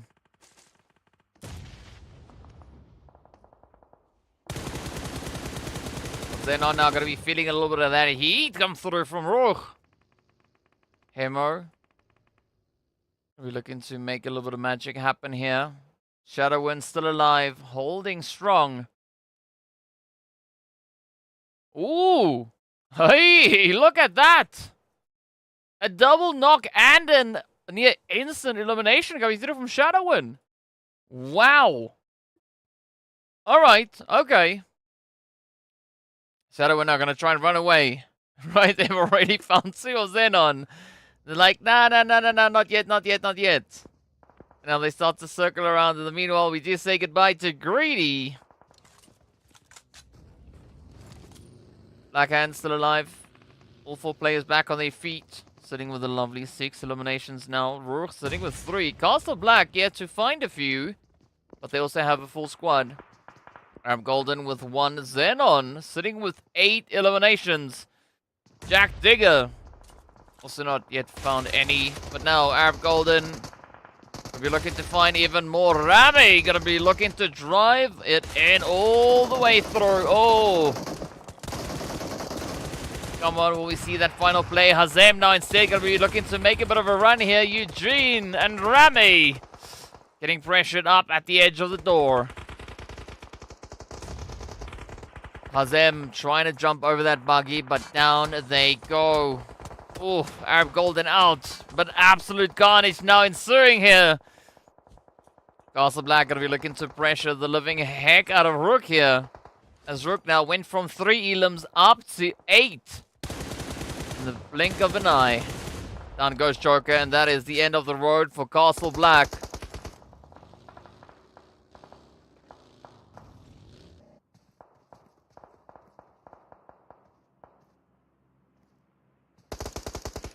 Good night, Ellen. Happy rest. Speaking about rest, let's see whether or not Black Hand are going to let it rest, or are they going to let the carnage continue? They've now found themselves 9 eliminations. They are currently leading the board. Black Hand and RUKH are caught on the edge. Up to the north. Jack Digger just up ahead, but unfortunately Jack Digger can't exactly reach in here.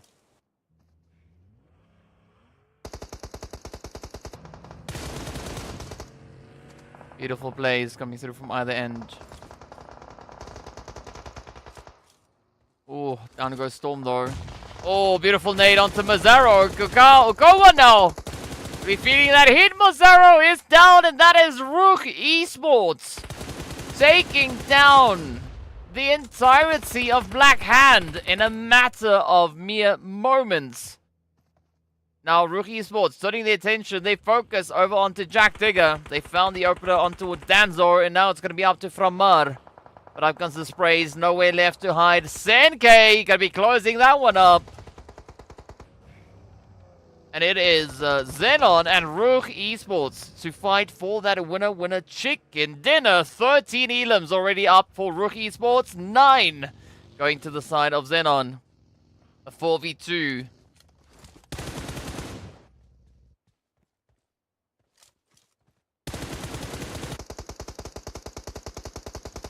This is one of those matches where you gotta risk it if you want all the biscuits. Now these teams just playing for fun, playing for points because they can.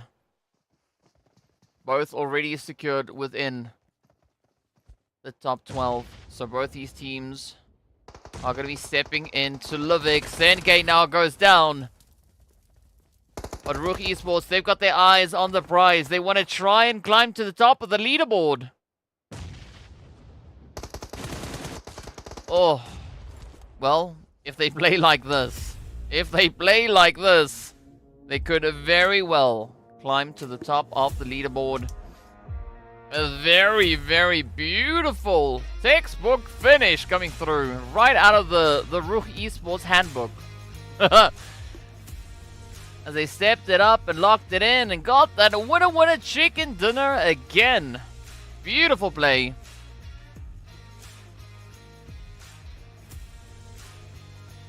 Was 15 eliminations up. I mean, what an immense performance that was coming through from them.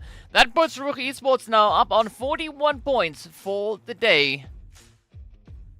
So wavy. Retracting messages. Because why not? Right, in the meanwhile, just gotta love what these teams are bringing in. I mean, RUKH Esports coming out of nowhere, locking in so dang aggressively. 15 eliminations. That is one of the biggest chickens that we've seen for the day, but it's a very, very healthy dose of points coming through onto the side of RUKH Esports. As we know, they are chasing not only the top of the leaderboard, but they are also chasing for PMGC points. So the more they can find, the better it will be for them. But currently, with regards to the overall standings, it's still a bit of a gap. A tiny, tiny little gap between first and second. Of course, you can guess who's there, but what you can also guess is that we are going to be hopping into the replays, so let's enjoy them yet again.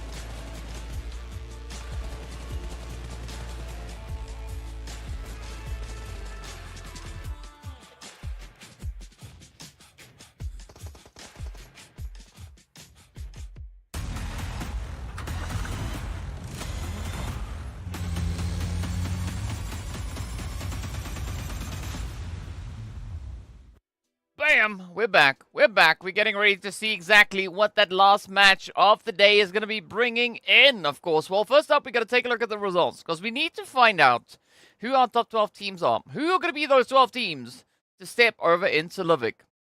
We don't know. We don't know. We have a pretty good idea as to who it could be. But of course, a lot happened in this last match. So we got to break that down, right? Get a good idea as to what exactly we just saw happening here. But man, RUKH Esports 15 eliminations is going to sit quite pretty for them, right? They've now closed the gap on FALCONS by 25 points because obviously they got that winner chicken dinner. But speaking about points and closing things, right? We are going to be closing off here with our MVP, at least for the qualifying matches, seeing that we still have one more to go. It's going to be Mozaro locking in the most elims, coming through on 7. Eugene all the way there from RUKH Esports securing himself that nade finish, as well as the greatest distance travel. Default going to be picking up the most damage, 977. Why team's not stopping FALCONS and RUKH? Because it's tough. It's tough. That's why. That's why. Lazy boy. Well, not gonna be lazy. They're gonna be doing quite a bit of work there. 381. That is quite some distance. Very impressive. And they probably did it with a red dot or holographic sight. Who knows, right? Something ridiculous. But yes, that is what we see happening here out on the battlefield. But of course, well, now we got to see, what all the results are for these teams, right? We got to take a look at those points. We got to take a look at how that impacts the overall standings. And of course, well, then we got to take a look and see who's going to be dominating Livik, right? Are we going to have some new contenders rise to the occasion? Could it maybe be the same teams doing exactly what they did previously? Of course, well, there's no way of knowing. We got to wait till we see it. In the meanwhile, let's take a look at the damage. 2907 coming through here from RUKH Esports. Wow. Very, very heavy hand coming through there from RUKH. I mean, Black Hand, XENON, also bring in their own fair contribution. Same can be said for Clear Vision. All 3 teams locking in 1400 damage and finding themselves a minimum of 8 elims coming through from that. So very impressive. Hand with 9, XENON with 9. And then, of course, Virtual Gaming coming through on 6 there. So I would have to say the strongest conversion rate is going to go to Black Hand, right? Heavy is the hand when it comes to the aggression and those eliminations as well. So, yeah, well done to them. But, yeah, now we got to see. Now we got to see how many points exactly everyone was able to secure. Because for today, that's what matters, right? It is going to be the race for the top 12. Only the top 12 will be making it through, stepping into Livik, and having the luxury, the opportunity to add in a few additional points to try and potentially bring in the upsets, because from what I can see based on the points, right, it is still very, very close. RUKH Esports coming through on 25, XENON coming through on 15, and that is exactly what RUKH did, but only with eliminations. Woo! It's hot. It is hot. You can see 9 coming through for XENON with regards to elims. Same for Black Hand. Clear Vision capitalizing on only aggression here. And of course, Jack Digger capitalizing on only placement. Wow. That is a very, very pretty impressive play coming through from them. I mean, for the Wall of Battle so far for the day, they are sat on 49 points. But we didn't see them play this match. FALCONS, they also closed their day on 48. Black Hand, the third highest team rather, coming through on 44 points with the most eliminations for today, 31. Well played. Take a look at the rest of the board. Smash, Vampires, and Special. Well, they're going to get some special slots reserved for them in our lovely donut shop, as only a few teams will have that opportunity to come visit the shop, right? I think just about almost everyone here has already been to our donut shop, but, you know, you got to play in PMPL. Got to play in PMPL Africa and PMPL Arabia to make it into that donut shop, right? It's a very select few teams that have the honor, sure, to step into our donut shop. But yeah, it's almost time now to take a look and see exactly what the point situation is. But before we do that, let's take a look at the performance comparison here between Clear Vision and XENON. Right, as we saw already looking at that damage graph, it was pretty dang close. But XENON, they essentially did the equivalent of 12 eliminations worth of work. And then, of course, Clear Vision coming through on 16. But Clear Vision, definitely a lot more aggressive, right? Finding a lot more damage. XENON, a little bit more... What would be a good way to phrase that? efficient. Let's go with that. Right, I don't know if that is exactly the right way to explain it or to describe it, but I guess it is what it is, right? But yeah, nicely done by both these teams. But now we got to see how all of that is going to translate moving over into the map of Livik, right? As we know, Livik to some extent similar to Sanhok, right? Kinda. Not exactly, but kinda similar. So I'm curious to see how our Sanhok dominating teams are going to be doing once they step in there. Now, an interesting thing, once we take a look at that leaderboard, is who exactly is going to be stepping forward into this next match. You might enjoy it, but in the meanwhile, we just got to wait for Flanker to get us to that point so we can jump in and see exactly who our top 12 teams are. First up, we are going to be taking a look here at XENON. As you can see, Sengay coming through with a glorious 640 damage. As a result of the 5 eliminations and of course then those 3 assists they were able to bring in. Carry Boy going to be our master evader, taking only 241, but unfortunately not finding any eliminations to bring on in. Coops is waiting. Kimo Wilson with a shout out there to RUKH Esports. Yep, they've been doing quite a bit of magic. In fact, they've been able to secure themselves 5 winner chicken dinners in this phase. So essentially, you could say that has been a winner chicken dinner each day, right? Because we have 5 days. It makes sense. Good average, really good average. 1 victory each day. It's consistency, right? It's really, really tough to beat. Of course, looking at RUKH overall, they've been able to secure themselves 8 winner chicken dinners. So they are currently leading with regards to the charge.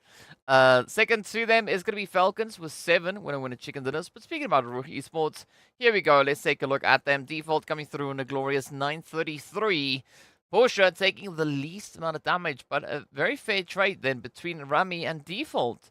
As you can see, 6 eliminations for Rami and 6 assists then coming through there for Default. And of course, well, whatever the other player got in assists, the opposing player got with regards to elimination. So a very, very interesting swap around for the 2 of them there. And of course, Eugene and Pusher coming through each with 2 eliminations. And of course, the 3 knocks that they were able to find as well. But yeah, very, very exciting stuff. But I mean, we're looking at so many stats, right? We got to see how all these stats translate over onto a tiny little map called Livik. Right, because that is going to be the deciding factor here today to decide with just exactly how many bonus points our teams are going to be walking away out of this phase. Of course, well, Livik is going to be around the corner. It doesn't seem like we are going to be looking at the leaderboard just yet. Not quite sure why, but maybe we will. Who knows? You can see Livik is ready. The players are prepped, getting excited. The plane is warming up, so we are going to be heading down into that very, very soon. But hopefully... No, not quite yet. All right, so we're not going to be taking a look at the top 12. I can tell you the top 12, right? I can tell you who they are because we are going to be seeing it once we step into the match. So we've got RUKH Esports, we got FALCONS, we got RUKH, we got the World of Battle, XENON, the top 5. No surprise really on that. We also did see RUKH Esports jump up into first place ahead of the FALCONS. They are now leading by 4 points. Only 4 points. Then, of course, we've got XENON. They've also now jumped up into 5th place, swapping places with Virtual Gaming Squad. And then we've got Black and Clear Vision moving up into 7th and 8th place, respectively. And then, of course, aside from those, we also then welcome in the players from Special Esports, Wave Esports, Greedy, as well as 77K. They've been able to do enough to solidify their position in the top 12, and now we get to see them go at it yet again. Now, last phase, we did see the players there from Castle Black stepping into here, securing themselves 8 eliminations. The most elims, though, went to the side of Clear Vision. We don't have Castle Black here, as we can see.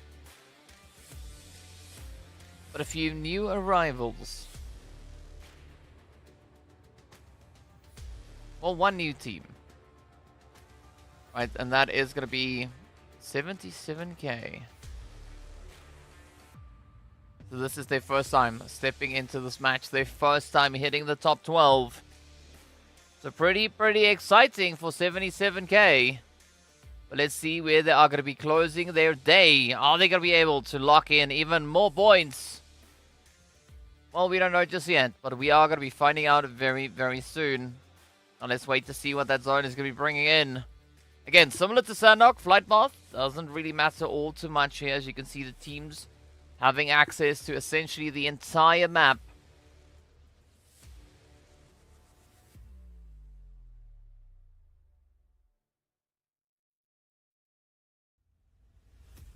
Now we're going to keep up with the suspense. In the meanwhile, it is going to be Wave and Virtual Gaming Squad right there up into Rose Farm and Hotspots, as well as up in Iceborg.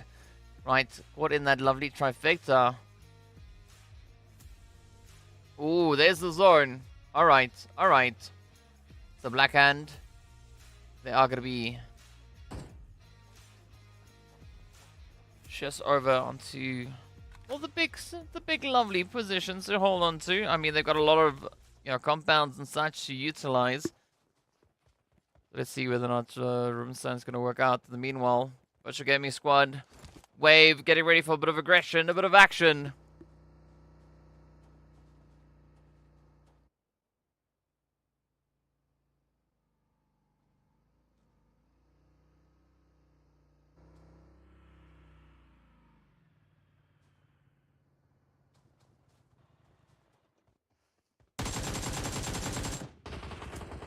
Well, there we go. There we go. It is go time. So Wave previously, they've been able to find themselves 2 eliminations. Virtual Gaming Squad, they found themselves 2 placement points. So the one team has what the other team needs. The Wave now already securing their 3rd elim. The first one for this match though. Ooh! But will we see Virtual Gaming Squad stepping up to the challenge? Securing a few elims along the way.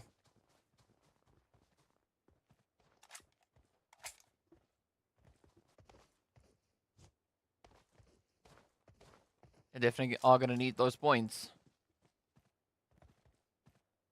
Right, especially if they want to try and finish further up the overall standings.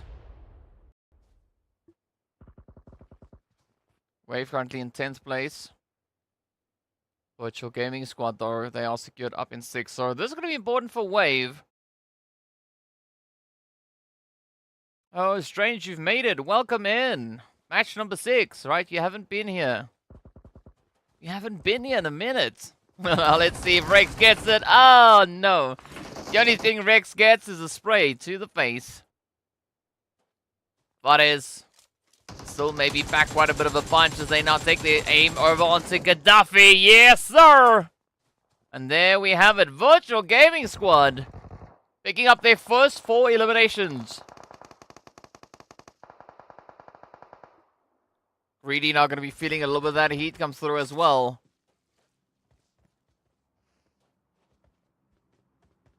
Greedy only found 1 elimination previously. Ra'at, though, they've come through with a few more.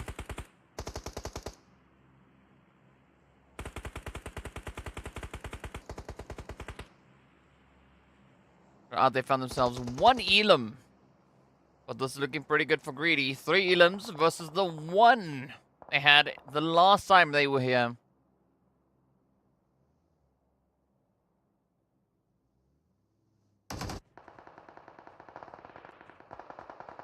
So RUKH Esports now just playing the waiting game. They are going to be riding the edge, but they are also then starting to move on through again. Super low on health. Yes, sir! 4 elims going over to the side of Greedy. Now they have quadrupled the amount of elims they found previously. Oof. But are they going to walk away with placement points this time as well? Because last time they were denied that opportunity. RUKH Esports already with 2 eliminations up. Have you got any potential predictions as to who you think is going to be clutching it out right here on the lovely, luscious Livik? Let me know in the chat. Give your predictions. Right, last time it was Castle Black, so we have a new opportunity to come through.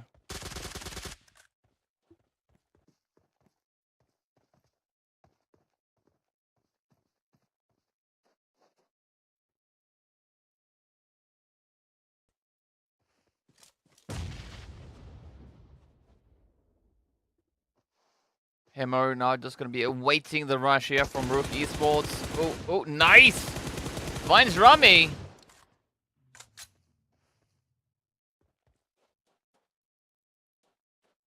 Already say goodbye to two of our teams. But who's going to be the next one down? Is it going to be Greedy? Channel Day coming through to the Falcons. Greedy, yep, it is confirmed. 5 eliminations, that's it. At least Greedy, I mean, they've been able to find 5 times more than they had last time. So up is up, right? Up is up indeed. RUKH, having an unfortunate play. Last Livik they played, they ended on 1 placement point and 1 elimination. For now, they end on a donut. We can see the support also then for RUKH Esports coming through here as Kimo gives them a bit of a shout out. But RUKH now with a nice setup all the way down into that southwestern side.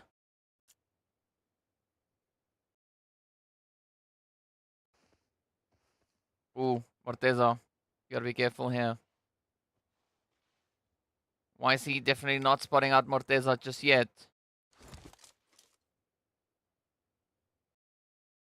So there could be a nice bit of a play coming through on that end.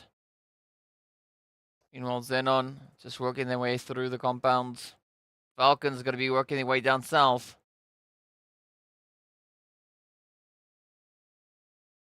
A win is a win.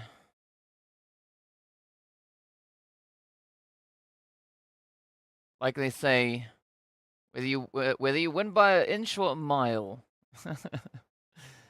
a win is a win.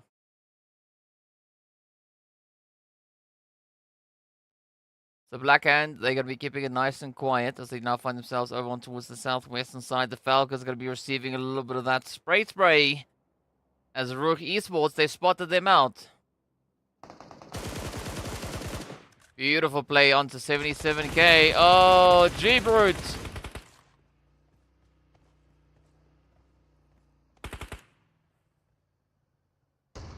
Who's going to find the next angle? Yep, that's going to be G-Brute down. Ramsey trying to bring YC back into the fight. But 77k might look to deny that happening. Oh, there we go. Alright. So they do get them in. But for how long are they going to be able to survive? As 77k now starts to rush on in. Up comes Fajita knocking on the door. Jump shots. That is how you say hello right here in PUBG. Oh, Fajita with a very warm welcome. Kakao goes down and Ramsey now just shooting in any direction. Hoping that it finds some kind of connection. Down goes Weiss. So this is the opportunity now for 77k to try and close it up. The nade is there. Ramsey is lit on fire. They jump down and that is the end. Fajita. Heating up. 3 eliminations. Very good showing coming through here for 77k. The World of Battle, Virtual Gaming Squad, Clear Vision, Black Hand, as well as XENON. All now just finding each other out on the edge here.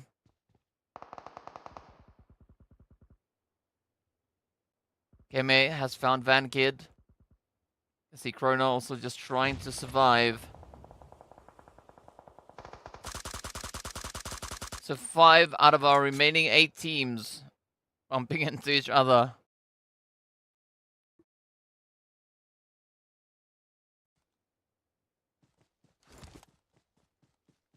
M1014 fights. Ooh, Busher actually finding Psych. Ooh, alright, so the other 3 teams also found each other towards that southern side, right? 77k Falcons and RUKH. We can see that now playing out right over here. So essentially the zone could be decided on one of 2 fronts. So whoever walks away from the southern edge could do so quite battered, but of course, firstly they're going to have to overpower the blue zone. Black Hand and XENON, the 2 predicted victors.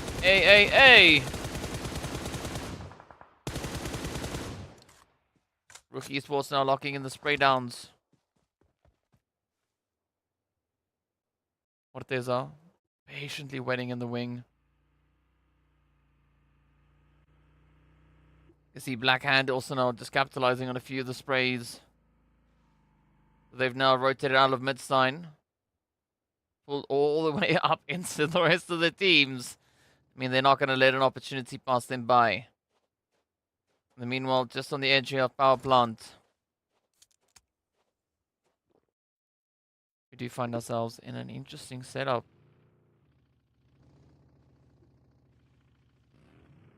So clear vision, they've now been reduced down to 2. The World of Battle still holding on to 1. 77k, also going to be sitting on 2. As you can see, the rest there. Black Hand, Falcons, XENON, still rocking a full squad.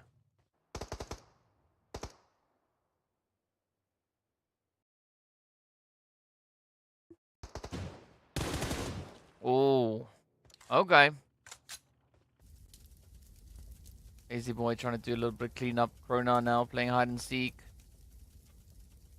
Trying to stay hidden, but unfortunately they are not exactly within that zone. Virtual Gaming Squad now taking a very northern rotation. As Amjid is trying to wrap their way around whatever the heck is going on over here.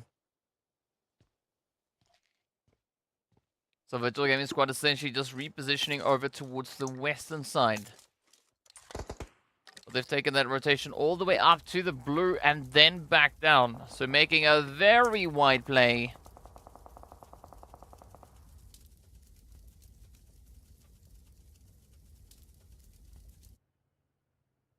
So Krona now just going to be sitting there listening to the burning vehicles. And the meanwhile is going to be Koa. Oh, trying to get the jump in on Focus, but instead Focus tries to get the jump on them. Oh, Mazero. Beautiful follow-up. There we have it. Clear vision. Out they go. 2 eliminations to the name. Virtual Gaming Squad now going to be rolling in. As you can see, that western side essentially could provide them with a good stopping point. But the zone is going to be swinging down towards the southeastern side. So let's see where exactly Virtual Gaming are going to be looking to get themselves situated. Krona now going to be tanking on some blue juice. Morteza going to be tanking on some lead. As we are down to, well, only Thor now for 77k.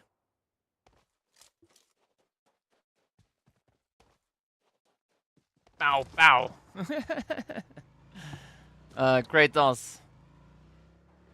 Hoping that Black Hand perform well in this match.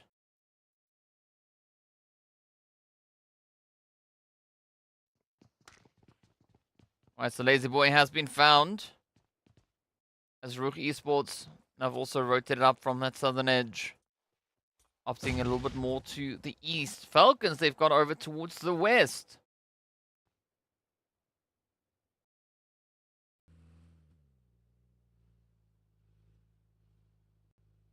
So RUKH now also just with that push through Midstein here. Just provide them with a great bit of hard cover, especially if they make it to this compound, because that is just going to be on the edge of zone. Meanwhile, XENON going to be focusing their efforts now up here to the recall center. Oh, come on, come on. Nice. No, there we go. All right, Krona is down. We are left with 6 teams. The World of Battle getting sent back with nothing other than placement points. Falcons now moving in. They have a very controlling position towards the northern edge of zone. And that could be exactly the kind of player that they need to bring through here. Oh, great try coming through with the nades here onto Amjid. Unfortunately, Amjid not exactly where they thought they were. Most are also just chilling. Waiting to see what these sprays are going to be bringing in and how Black Hand are going to be looking to push through the building. Meanwhile, we do say goodbye to 77k. Black Hand now, they have to push forward. The blue zone is going to move in the next few moments. And they are trying relentlessly to get the jump in on Virtual. But instead, Virtual gets the jump on them. Down they go. Falcons also bring in their contribution to the carnage as we do say goodbye. Black Hand getting sent away with 5 eliminations up. Falcons now looking to pick up quite a bit of momentum here. 2 players out on the edge of zone. AXA all the way down to that southwestern side.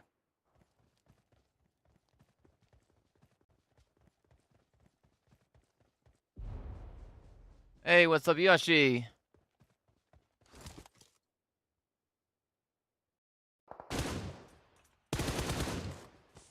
Let's see whether or not RUKH Esports are going to be having a go. Ooh, Senkei MG3. No, no, no, no, no. No, no, no.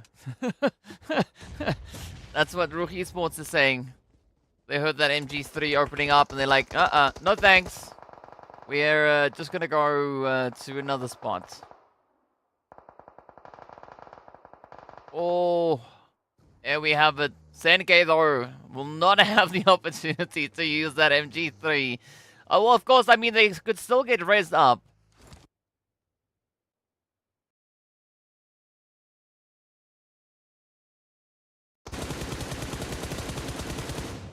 That is what I think XENON are going to be attempting right here.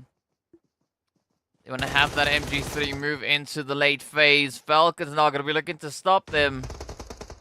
Oh, come on. RUKH, XENON, Falcons fighting for possession here. And then G just chilling out in the blue zone. Is like, you know what, it's fine. You do your thing. I'll just sit here and wait. Oh, but the blue zone just raking up the damage. Oh, Porsche. Not going to be the last one left here for RUKH Esports. XENON holding on to 2. Falcons, they've been reduced down to 1, but Carryboy now letting loose. Senkei letting it rip. MG3 for the victory, potentially. G'd. Going to be playing for positioning here. Oh, nice angle onto Carryboy. But are they going to be able to get the confirmation? G'd now going to get tanked by the blue. Goodbye. Psych now capitalizing on the available chance here. Moving up. Carryboy is down. Senkei still with the MG3. But they started the 5-minute reload. Oh, come on. Oh, the Falcons. They overpower the MG3. And they do claim themselves the winner chicken dinner. Beautiful play. What a way to close off the action here for today. Man, that was crazy. That was crazy. Falcons walking away with a lovely, lovely 10 eliminations. Their second winner chicken dinner in day number 5. And doing so with 17-23 with regards to the damage. So a very, very sweaty bit of action coming through here. I just gotta love it though. I mean, Falcons, right? They are here to defend their position. They want to ensure that nobody catches up with them. But RUKH Esports, they tried hard. They also finished on double digits, right? They got the placement points. They got 6 eliminations. So, yeah. I mean, things are looking pretty good here. I mean, in fact, we actually had 4 teams finishing on those double digits. But, of course, we are going to be hopping straight towards that, I think. But first up, it's going to be, well, 3 replays as per usual. So, yeah, very excited to see what that point situation is going to be looking like. As we know, we'll take a look at that right after the highlights.